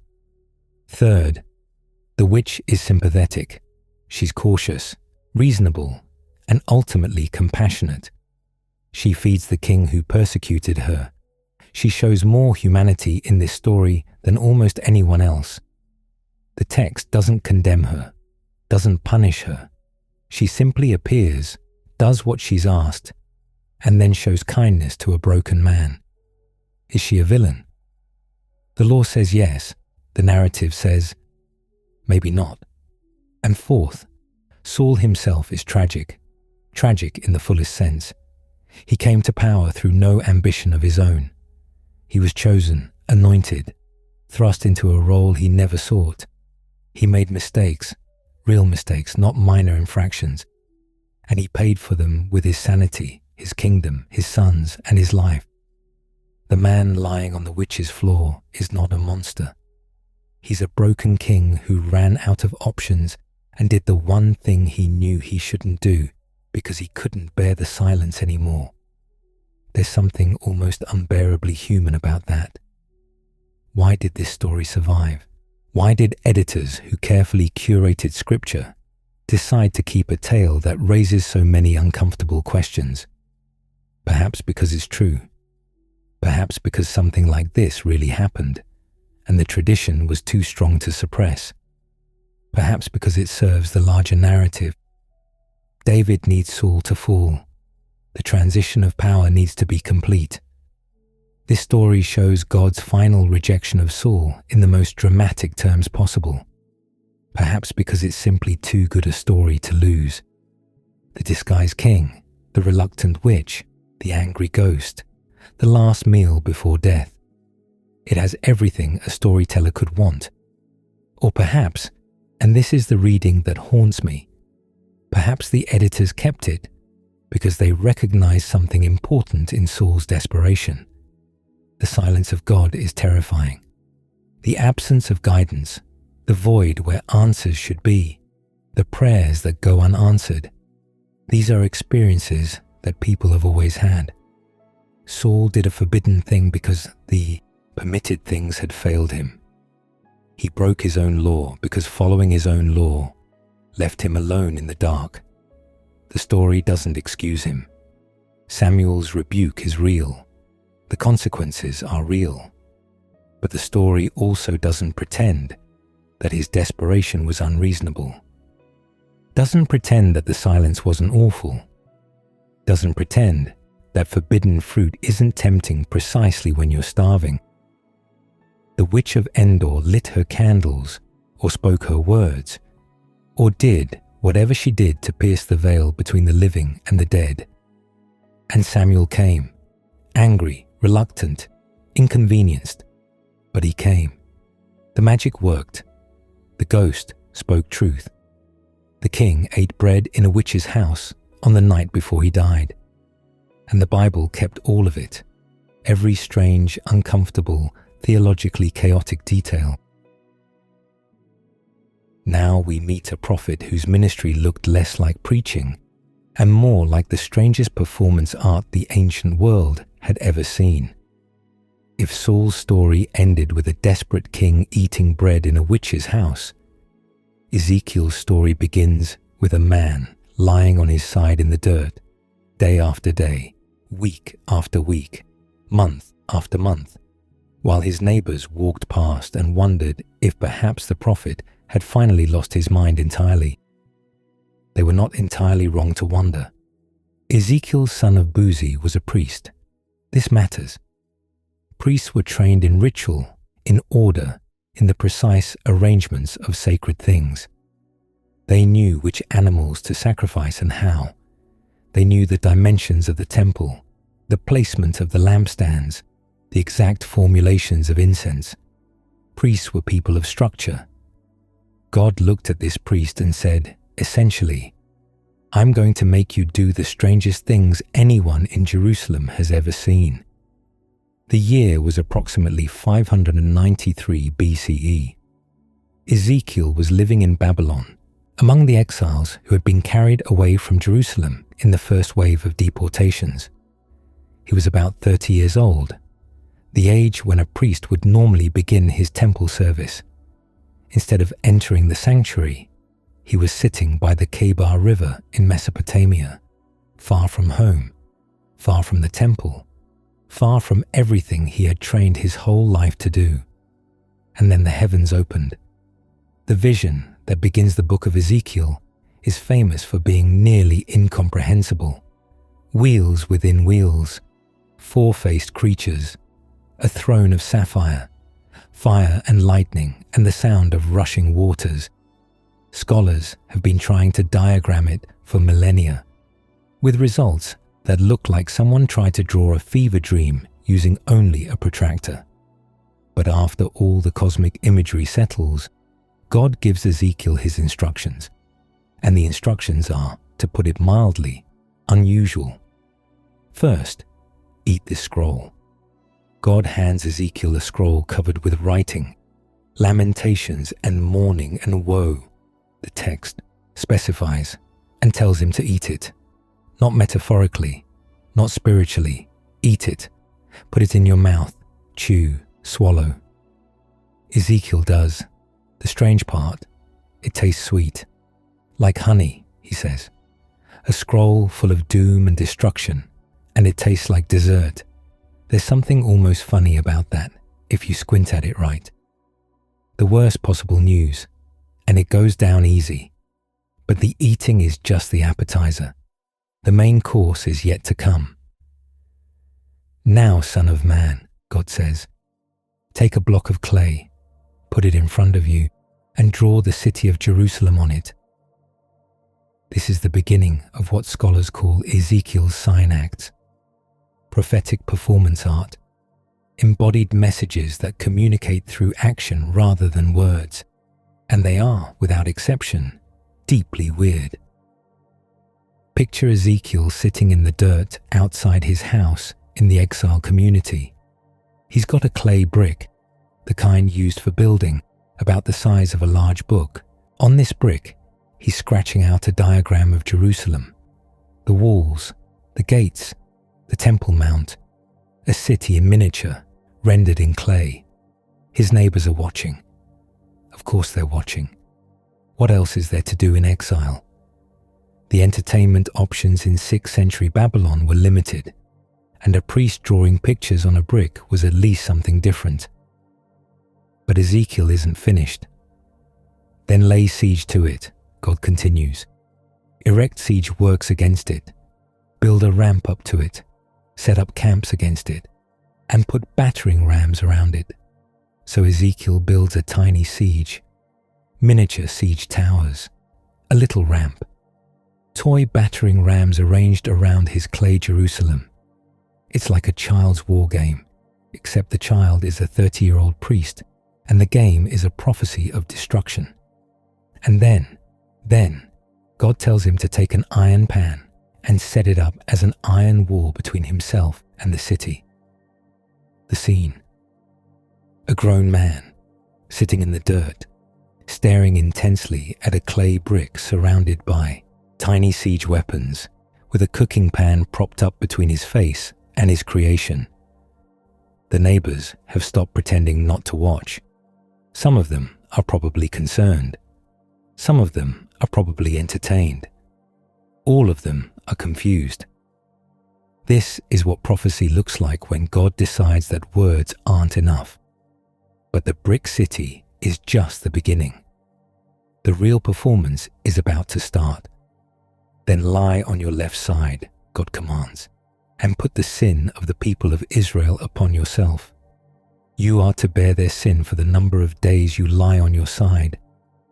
I have assigned you the same number of days as the years of their sin.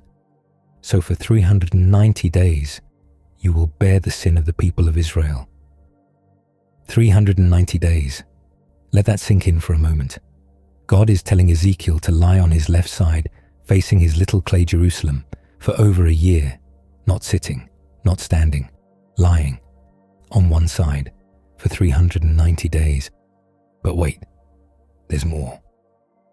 After you have finished this, lie down again, this time on your right side, and bear the sin of the people of Judah.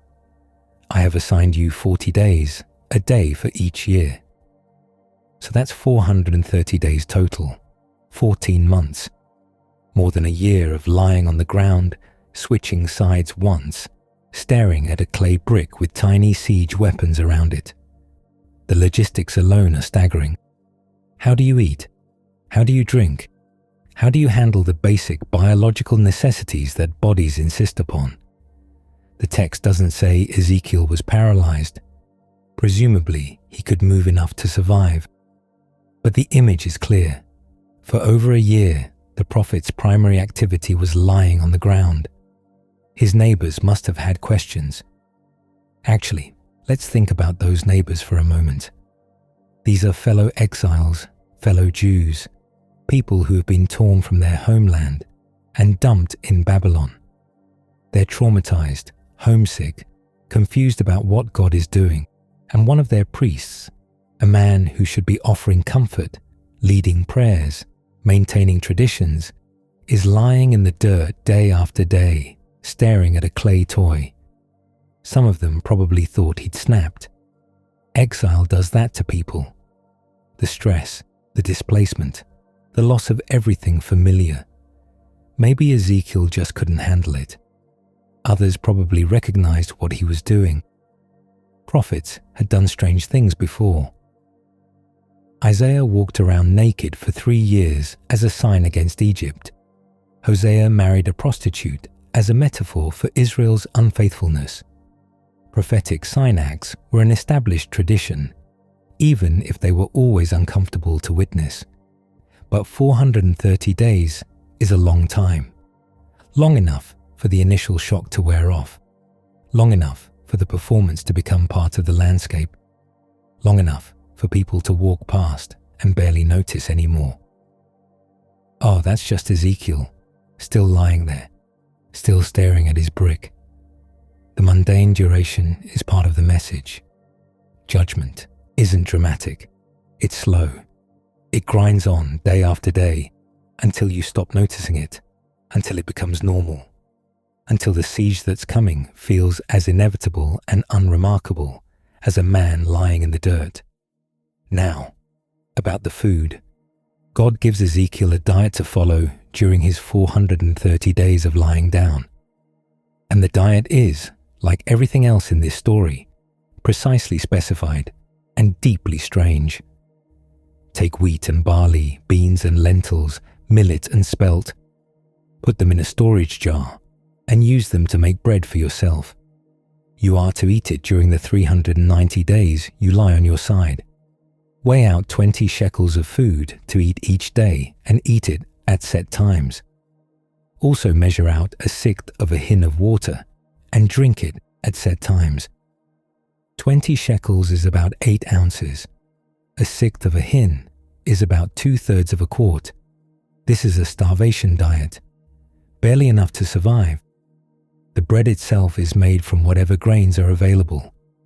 A mixed grain loaf that speaks of scarcity, of scraping together whatever you can find when proper flour isn't available. This is siege food. This is what Jerusalem will eat when the Babylonians surround it and cut off the supply lines. Ezekiel isn't just prophesying the siege, he's living it. His body is becoming the message. But here's where things get truly uncomfortable. Eat the food as you would a loaf of barley bread, God says. Bake it in the sight of the people, using human excrement for fuel. Human excrement. God is telling Ezekiel to cook his bread over burning human waste, in public, where everyone can see. The reasoning, from a siege perspective, makes sense. When a city is surrounded for months or years, fuel runs out. Wood becomes precious. People burn whatever they can find. Furniture, doors, and yes, eventually, dry dung. It's a fuel source. Not a pleasant one, but a practical one. But there's also a ritual dimension here. Human waste is deeply unclean in Israelite law. Priests especially are supposed to avoid contamination. Cooking food over human excrement would render the food unclean, would render the person eating it unclean, would be a violation of everything Ezekiel was trained to protect. And this is exactly the point. The exile itself is unclean. Living among the nations is contaminating. The food the exiles eat in Babylon is already compromised, already impure, already touched by the uncleanness of foreign soil. God is making Ezekiel embody what all of them are experiencing, whether they acknowledge it or not. But Ezekiel pushes back. This is remarkable. In a book full of strange commands, this is the one moment where the prophet objects. "Not so, sovereign Lord," Ezekiel says. "I have never defiled myself. From my youth until now, I have never eaten anything found dead or torn by wild animals. No impure meat has ever entered my mouth." You can hear the horror in his voice, the desperation. This is a man who has kept himself ritually pure his entire life. A priest who has followed every rule, observed every boundary, maintained every distinction between clean and unclean. And now God is asking him to violate all of it. There's something almost touching about the protest. Ezekiel has accepted the lying down. He's accepted the starvation diet. He's accepted being a public spectacle for over a year. But this is too much. This crosses a line he cannot cross. And here's the astonishing part. God relents. "Very well," God says. "I will let you bake your bread over cow dung instead of human excrement." Cow dung instead of human excrement. This is the compromise. This is the negotiated settlement between God and prophet. From a modern perspective, this might not seem like much of a concession. Cow dung is still dung. The bread is still being cooked over burning waste. But from a ritual purity standpoint, the difference is significant. Animal waste, while not pleasant, doesn't carry the same contamination as human waste. It's a common fuel in many agricultural societies. It's not ideal, but it's not forbidden. God gives Ezekiel this one accommodation, this one small mercy in the midst of an overwhelming prophetic burden. And Ezekiel takes it. He cooks his siege bread over cow dung day after day for over a year, while lying on his side and staring at a clay model of a city that will soon be destroyed. The neighbors, presumably, adjusted. But the Synax don't stop there. After the 430 days, God has more performance art in mind. "Now, son of man, take a sharp sword and use it as a barber's razor to shave your head and your beard." For a priest, this is another violation. Hair was significant. Priests were not supposed to shave their heads or trim the edges of their beards. Hair represented dignity, status, consecration. To shave it all off was to strip away identity, to become something other than what you were. Ezekiel shaves. Then take a set of scales and divide up the hair. God wants the hair weighed and separated into thirds, precise measurements, exact portions. Even in symbolic destruction, there is order. A third you shall burn with fire inside the city when the days of the siege are over. A third you shall strike with the sword all around the city, and a third you shall scatter to the wind. Fire, sword, scattering. 3 fates for 3 portions of hair, representing the 3 fates awaiting Jerusalem's population. Some will die in the siege itself.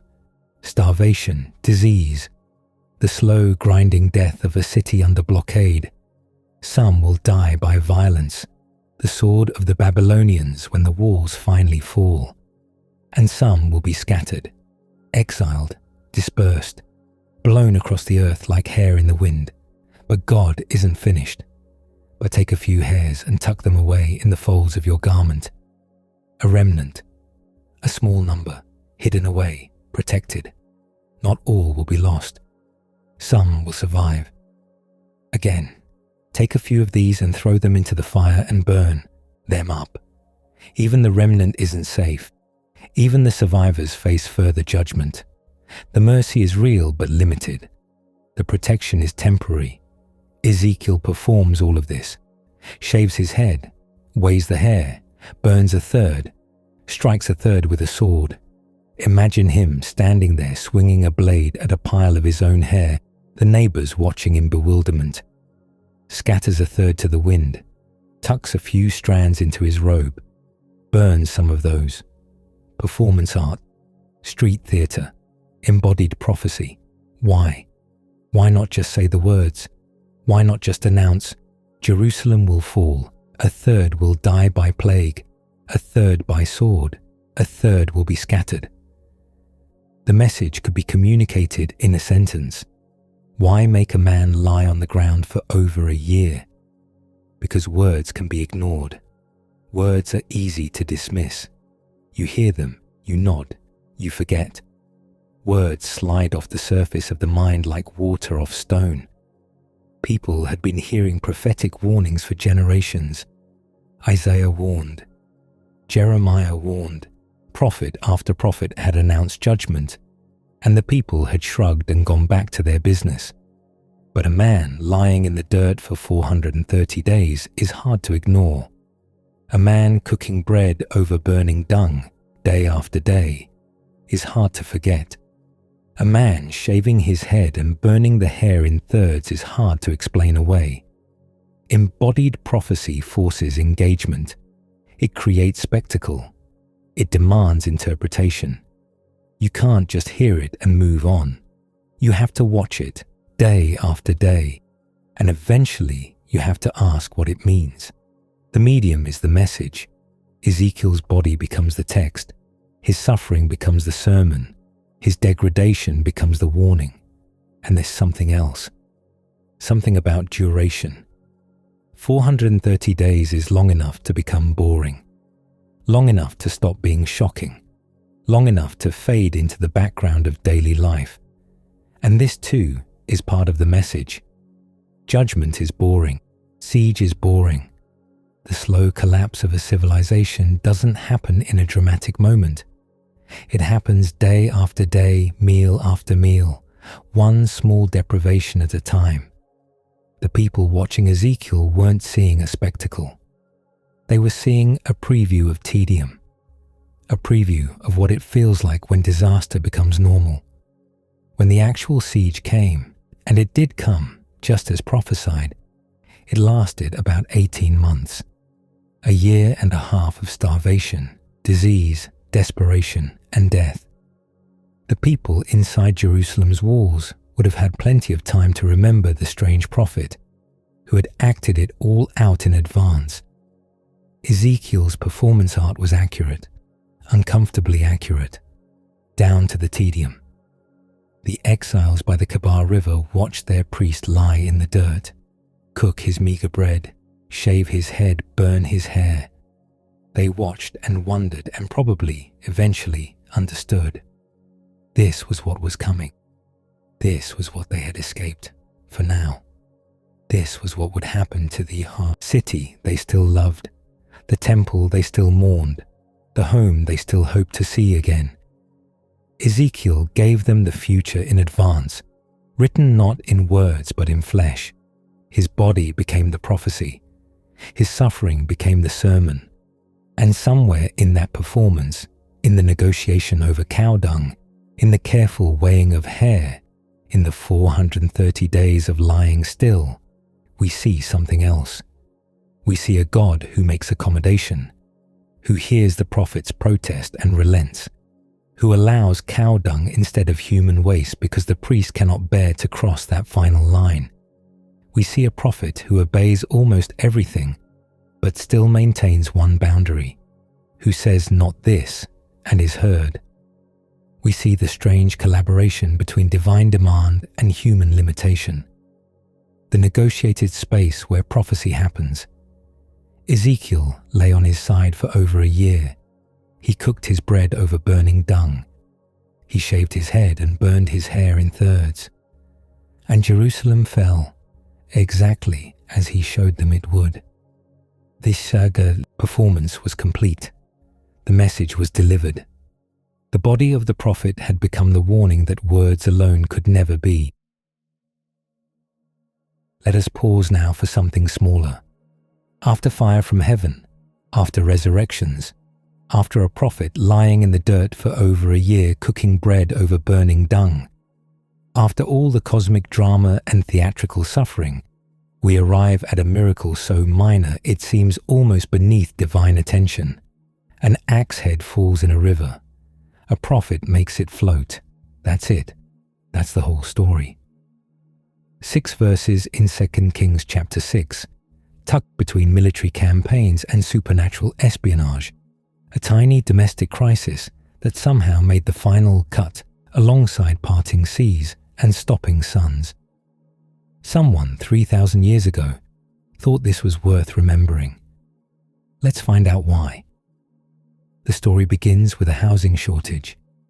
The company of prophets, a kind of guild or school of religious figures who followed Elisha, came to their master with a complaint. "The place where we meet with you is too small for us," they said. "Let us go to the Jordan, where each of us can get a pole, and let us build a place there for us to meet." This is, if you think about it, delightfully mundane. These are prophets, men of God, spiritual visionaries who traffic in divine revelation, and their pressing concern is real estate. Not enough room. Too cramped. We need to expand. The ancient equivalent of a church building committee meeting. Elisha agrees. "Go," he says. Simple, practical. No dramatic pronouncements, no visions of fire, just permission to solve a logistical problem. But one of the prophets makes an additional request. "Won't you please come with your servants?" And Elisha says yes. This matters more than it might seem. Elisha is important. Elisha has better things to do. Elisha could be parting rivers or calling down fire or consulting with kings. Instead, he agrees to supervise a construction project. He agrees to show up while a bunch of junior prophets cut down trees. Sometimes presence is the miracle. So they go to the Jordan, and they begin to cut down trees. Picture this scene for a moment. The Jordan River in the early morning. The water moving slowly, brown and silty, catching light where the current breaks over stones. The sound of axes biting into wood. The smell of fresh-cut timber, that sharp green scent that means something living has just become something useful. The grunts of men working, the thud of trees falling. This is labor, real, physical, sweating labor. These prophets aren't floating above the ground in mystical contemplation. They're swinging axes, They're dragging logs. They're doing the work that bodies do. And then disaster strikes. As one of them was cutting down a tree, the iron axe head fell into the water. Just like that. One moment you're swinging, finding your rhythm, feeling the satisfying bite of metal into wood. The next moment, nothing. The handle jerks strangely in your hands. The weight is wrong. You look down and see bare wood where iron should be. The axe head is gone, somewhere in the murky water of the Jordan, sinking through silt and sediment, settling into the riverbed where it will rust and corrode and eventually become indistinguishable from the mud around it. Gone. And here's where the story pivots on a single detail that changes everything. "Oh no, my lord," the man cried out. "It was borrowed." The economics of borrowing cut deep. In a society without insurance, without small claims court, without any mechanism for resolving disputes except reputation and shame, losing something borrowed was catastrophic. You couldn't just pay it back.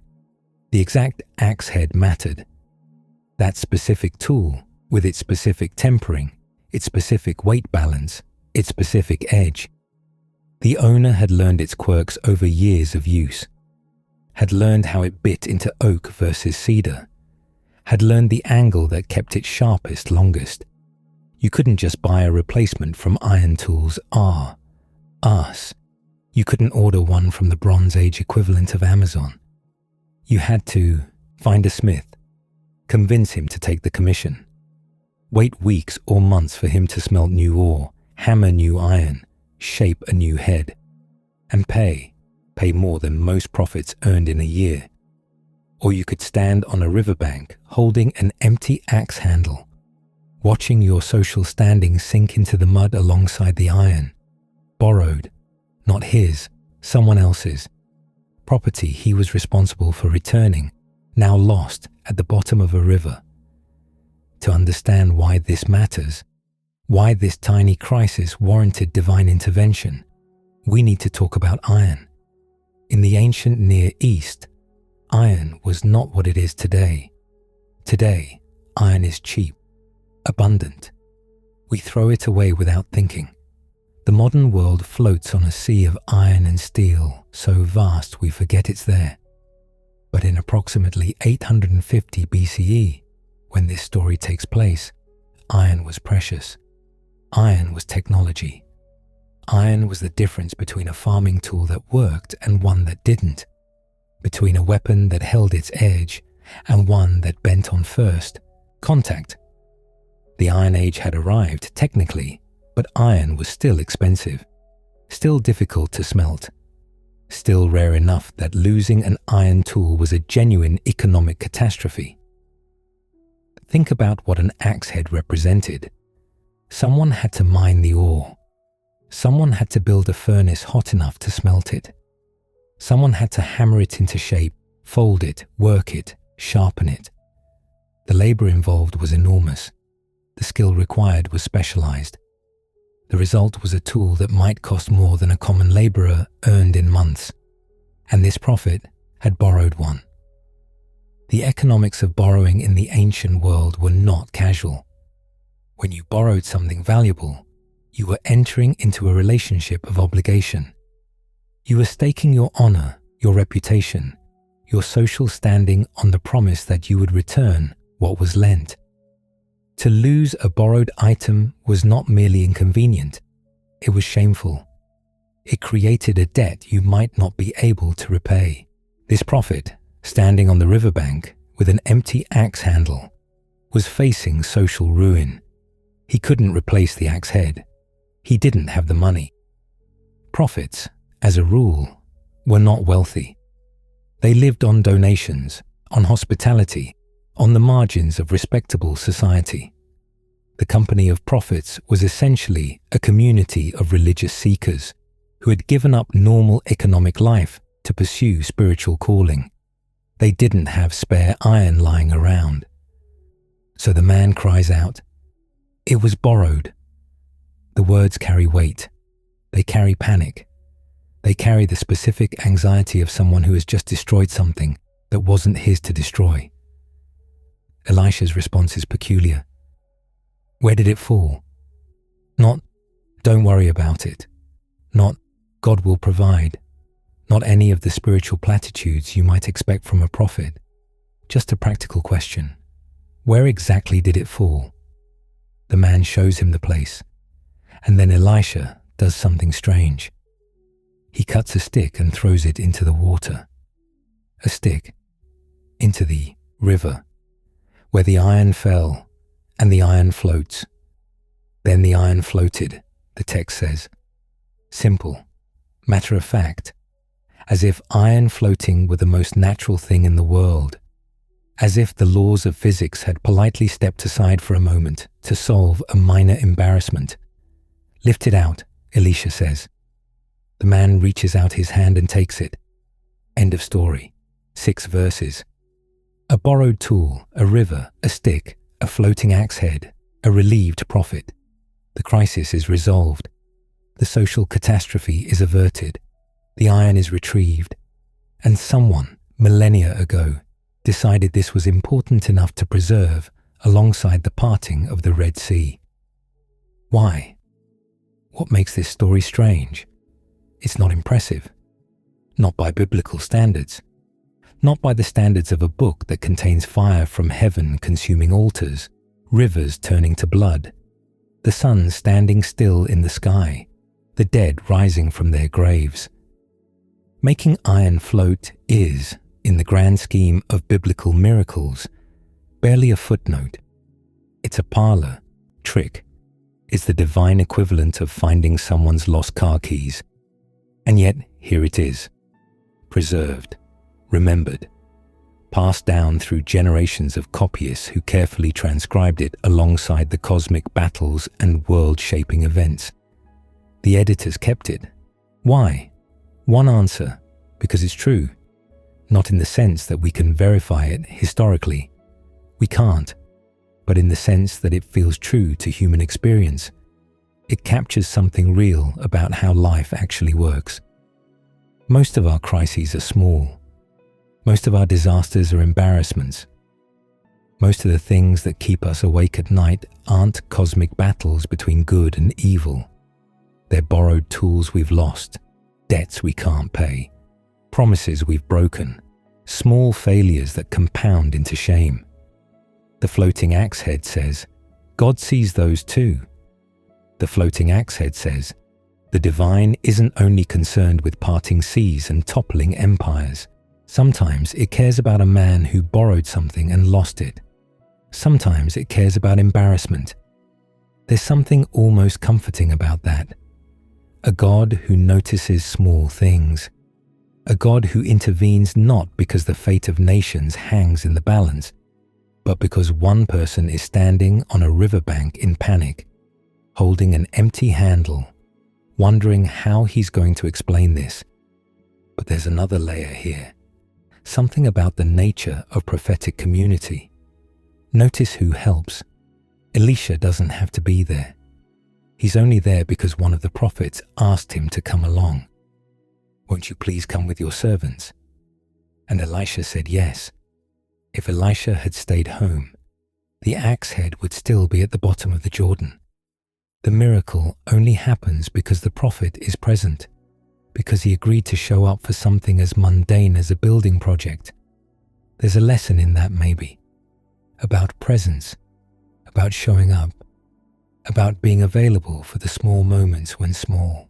Miracles might be needed, but let's also notice what the miracle doesn't do. It doesn't make the prophet rich. It doesn't give him a better axe. It doesn't solve his poverty or elevate his status or transform his circumstances. It just returns what was borrowed. It just restores the status quo. It just prevents a disaster rather than creating a triumph. Most divine intervention, if we're honest, looks like this. Not transformation, but preservation. Not elevation, but restoration. Not dramatic rescue, but quiet prevention of the worst outcome. The prophet goes back to cutting trees. The building project continues.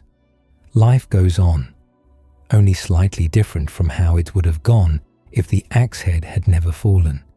The miracle is almost invisible. You could miss it entirely if you weren't paying attention. And maybe that's the point. Maybe the editors kept this story precisely because it's small, precisely because it's mundane, precisely because it says something that the bigger miracles don't say, that the sacred isn't only present in the spectacular, that divine attention doesn't require cosmic stakes, that sometimes God shows up at construction sites. Think about the man who lost the axe head. We don't know his name. We don't know anything else about him. He appears for 6 verses and vanishes from the biblical record forever. But someone remembered him. Someone thought his small crisis was worth preserving. Someone decided that this anonymous prophet's moment of panic, it was borrowed, deserved to be written down alongside the stories of kings and conquests. That's remarkable when you think about it. The Bible is full of important people doing important things, and here, tucked between military campaigns, is a story about a nobody losing a tool. The editors could have cut it. They cut plenty of things. The Bible we have is the result of centuries of selection, of decisions about what mattered and what didn't. Stories were added, removed, rearranged, polished. The text we read is curated, and someone, during all that curation, looked at the floating axe head and said, "Keep this one." Maybe they kept it because it was strange. A talking donkey, a floating axe head, bears mauling children. The Bible has a fondness for the peculiar. Maybe the strangeness itself was the point, a reminder that the world is more flexible than we assume, that iron doesn't always sink, that donkeys don't always stay silent, that the rules we think we know are more like suggestions when the sacred gets involved. Or maybe they kept it because it was small, because a religion that only cares about empires is a religion that forgets most people, because a God who only shows up for cosmic battles is a God who ignores the daily disasters that actually fill human lives, because borrowed tools and lost property and social embarrassment are, for most of us, more real than parting seas. The floating axe head is a miracle for ordinary people with ordinary problems. And ordinary people, it turns out, are the ones who kept telling the stories. The Jordan River still flows, still brown, still silty, still catching light where the current breaks over stones. If you stood on its banks today, you could imagine a group of prophets cutting trees, the sound of axes, the smell of fresh timber. You could imagine one of them crying out in panic, "It was borrowed." You could imagine an old prophet cutting a stick, throwing it in the water, watching as something impossible happens. Iron floats. A man reaches out. The crisis passes, and somewhere someone decides this matters enough to remember. 3,000 years later, we're still telling the story. A tiny miracle, a minor embarrassment averted, a borrowed tool returned. The sacred, it turns out, doesn't always arrive in fire and thunder. Sometimes it arrives at construction sites. Sometimes it cares about the small things. Sometimes iron floats, not because the fate of nations depends on it, but because one man was worried about explaining to a neighbor why he couldn't return what he'd borrowed. That, perhaps, is strange enough to be worth remembering. And finally, we come to perhaps the strangest story of all. Not because it is crude or violent, but because it suggests something about the divine that most theology would rather not discuss. God loses a wrestling match, or at least, God doesn't win. Not cleanly, not decisively, not in the way you'd expect from an omnipotent being grappling with a middle-aged man by a riverbank in the dark. The story is found in Genesis 32, and it has been making theologians uncomfortable for approximately 3,000 years. It refuses to behave. It won't submit to easy interpretation. It sits there in the text, strange and irreducible, waiting for someone to explain how the creator of the universe could spend an entire night struggling with a human being and fail to pin him. Let's walk down to that river together. Let's watch what happens when Jacob meets his match, or rather, when God meets his. The scene begins with fear. Jacob is returning home after 20 years in exile, and home means facing his brother Esau, the brother he cheated, the brother who swore to kill him, the brother who is now approaching with 400 men. 400 men is not a welcoming committee. 400 men is an army. Jacob does what Jacob always does. He schemes. He divides his family and flocks into two camps, reasoning that if Esau attacks one, the other might escape. He sends gifts ahead, wave after wave of livestock, a parade of appeasement. 200 female goats and 20 male goats, 200 ewes and 20 rams, 30 female camels with their young, 40 cows and 10 bulls, 20 female donkeys and 10 male donkeys. This is not generosity. This is desperation converted into livestock. This is a man trying to buy his way out of a death sentence he earned 2 decades ago. Night falls. Jacob sends his wives, his children, his servants across the Jabbok River. Everything he has. Everything he's spent 20 years accumulating. All of it goes ahead of him into the darkness. And then Jacob is alone. Picture this moment. The sound of the river moving over stones. The distant noise of animals settling, children murmuring, the camp making its night sounds on the far bank, the stars overhead, indifferent, the smell of water and dust and your own fear sweat. Jacob is alone for the first time in years, alone with his thoughts, alone with his guilt, alone with the knowledge that tomorrow he will face the consequences of who he has always been.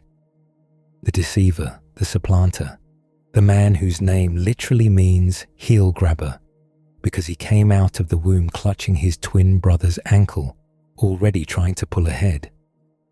And then someone is there. The text doesn't explain where he comes from, doesn't describe his approach. One moment Jacob is alone, and the next moment a man is wrestling him. No words, no introduction, no explanation. Just sudden, violent contact in the darkness. They wrestle, hands gripping shoulders, then wrists, then waists, searching for leverage. Feet sliding on river stones, slick with spray and sweat. The rasp of breath in darkness. The grunt when an elbow finds ribs. The burn in shoulders after the first hour. The scream in thighs after the second. Fingernails breaking. Knees scraping rock, the taste of blood from a split lip, whose blood you can't tell anymore. The Hebrew is sparse here, almost terse. A man wrestled with him until daybreak, but a body remembers what words don't say. But think about what wrestling actually involves. The grunting, the gasping, the desperate search for leverage, the way your muscles burn after minutes, let alone hours, the taste of dust and blood in your mouth, the intimate violence of bodies locked together, each trying to force the other down. This is not a quick scuffle. This is an entire night of combat, from darkness until the first grey light of dawn, hour after hour of grappling, neither gaining decisive advantage. Who wrestles for that long? Who can wrestle for that long? The ancient readers would have noticed this immediately. Normal men don't fight all night. Normal men collapse from exhaustion. Normal men give up, give in, or simply run out of strength. But Jacob doesn't stop, and neither does his opponent. As dawn approaches, something shifts. The mysterious figure realizes, and this is the word the text uses, realizes, as if this comes as a surprise, that he cannot overpower Jacob. Let that sink in for a moment. Cannot overpower him. Not chooses not to. Not holds back. Cannot. The being who has been wrestling Jacob all night lacks the ability to defeat him through normal means. So the figure cheats. He touches Jacob's hip socket, and the hip is wrenched out of joint. One touch. Supernatural intervention. A move that no human wrestler could replicate because it doesn't follow the rules of physical combat. And still Jacob doesn't let go. His hip is dislocated. The pain must be extraordinary. A grinding, nauseating wrongness every time he moves. And Jacob, this stubborn, scheming, terrified man, refuses to release his grip. "Let me go," the figure says, "for it is daybreak." This is perhaps the strangest line in an already strange story. Why does daybreak matter? What happens at dawn that would force this being to leave? Is he, like some creature from folklore, unable to exist in sunlight? Is there something about his nature that requires darkness? The text doesn't explain. It simply presents the urgency. Daybreak is coming, and the figure must go. Jacob's response is magnificent in its audacity. "I will not let you go unless you bless me." Think about the position Jacob is in. He's been wrestling all night. His hip is destroyed.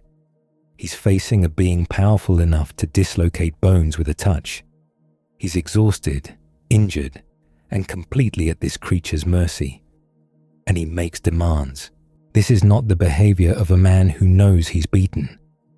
This is the behavior of a man who has realized something, that his opponent needs to leave more than Jacob needs to let him go, that the leverage has shifted, that somehow, impossibly, Jacob has won. The figure asks a question. What is your name? Names matter in the ancient world. Names carry power. Names define identity.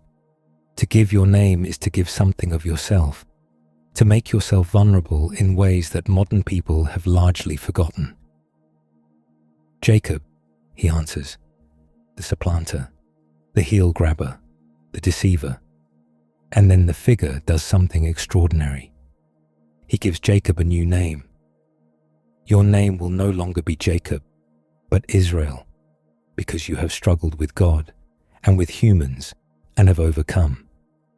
Israel, the name that will define a people, the name that will echo through millennia of history, through exile and return, through destruction and survival, through diaspora and ingathering, the name we still use today.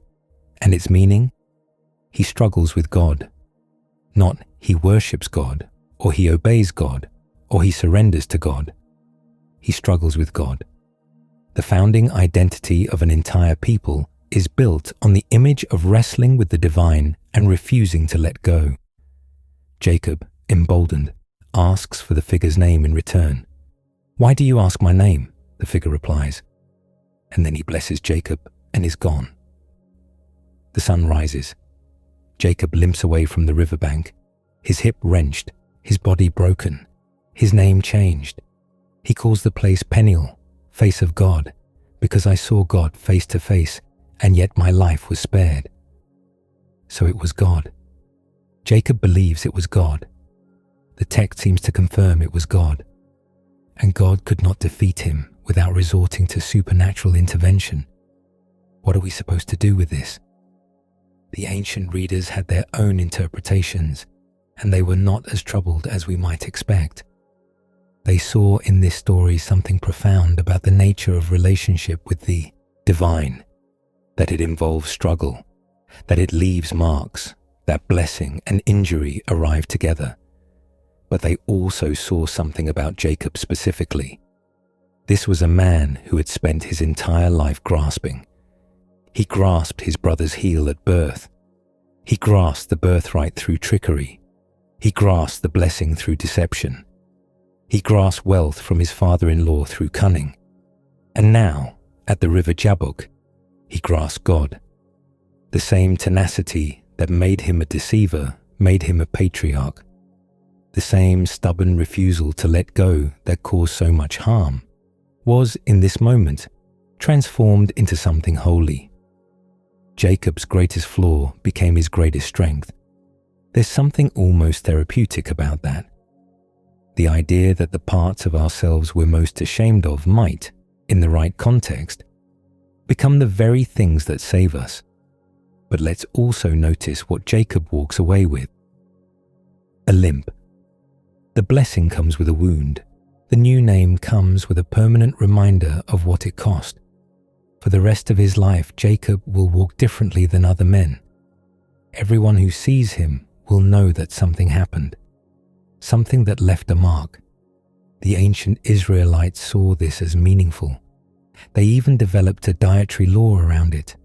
They don't eat the tendon attached to the hip socket in memory of Jacob's injury. The wound becomes sacred. The limp becomes liturgy. This is not a story about victory without cost. This is a story about how transformation hurts, how becoming something new requires the breaking of what you were, how the blessing and the injury are not separate things, but the same thing, arriving together in the darkness by a river. And here's what the theologians have struggled with for millennia. Why couldn't God win? Some say God was holding back, testing Jacob, seeing how far he would go. This preserves divine omnipotence, but makes the story into a kind of game, a test with a predetermined outcome. It works, but it feels thin. It doesn't explain why the text says cannot, rather than would not. Others say the figure wasn't really God, just an angel, a messenger, a lesser being. This solves the theological problem, but ignores what Jacob himself says. I saw God face to face.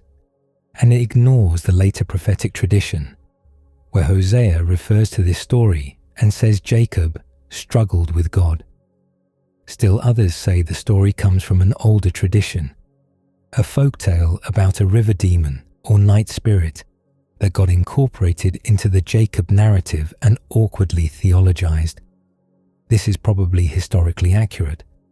The story does have the marks of something ancient and strange that was later reinterpreted, but it doesn't explain why the editors kept it, why they didn't smooth out the uncomfortable parts. Here's a different possibility. Maybe the story says what it means to say. Maybe there's something about the divine that can be wrestled with, something that invites struggle, something that respects tenacity enough to reward it, even when that tenacity is directed against God himself. The mystical traditions have sometimes explored this idea, that God desires genuine relationship, not mere submission, that a faith that never questions is a faith that never grows, that the struggle itself is a form of intimacy. Jacob doesn't let go, and God blesses him for it. There's something almost subversive about that. A theology that values obedience above all else would never have preserved this story. A religion built on submission would have edited it out, smoothed it over, explained it away. But the Israelites kept it. They made it central. They named themselves after it, a people who struggle with God. The sun rises over the Jabbok. The water catches the first light, turning gold and then white. Jacob limps toward his brother, toward the reckoning he's been running from for 20 years. He's blessed now. He's Israel now, but he's also injured. He'll carry this night in his body forever. Maybe that's the deepest truth the story has to offer. That encounter with the sacred changes you. That blessing and wounding are not opposites, but companions. That you don't walk away from God the same way you walked in. The limp is not a punishment. The limp is a souvenir. 3,000 years later, we're still telling this story, still puzzling over it, still finding new meanings in its strange, irreducible strangeness. A man wrestles with God in the darkness. Neither wins cleanly. Both are changed by the encounter. And somewhere in that mystery in the grunting and gasping, in the desperate grip that refuses to let go, in the blessing that comes with a wound. Somewhere in there is something true about what it means to be human, to struggle, to refuse easy answers, to hold on even when holding on costs everything. The river still flows, the stars still turn overhead, and the story endures, strange and sacred, waiting for the next person who needs to hear that struggle itself can be holy, that sometimes the blessing comes with a limp, that the wound is not separate from the gift,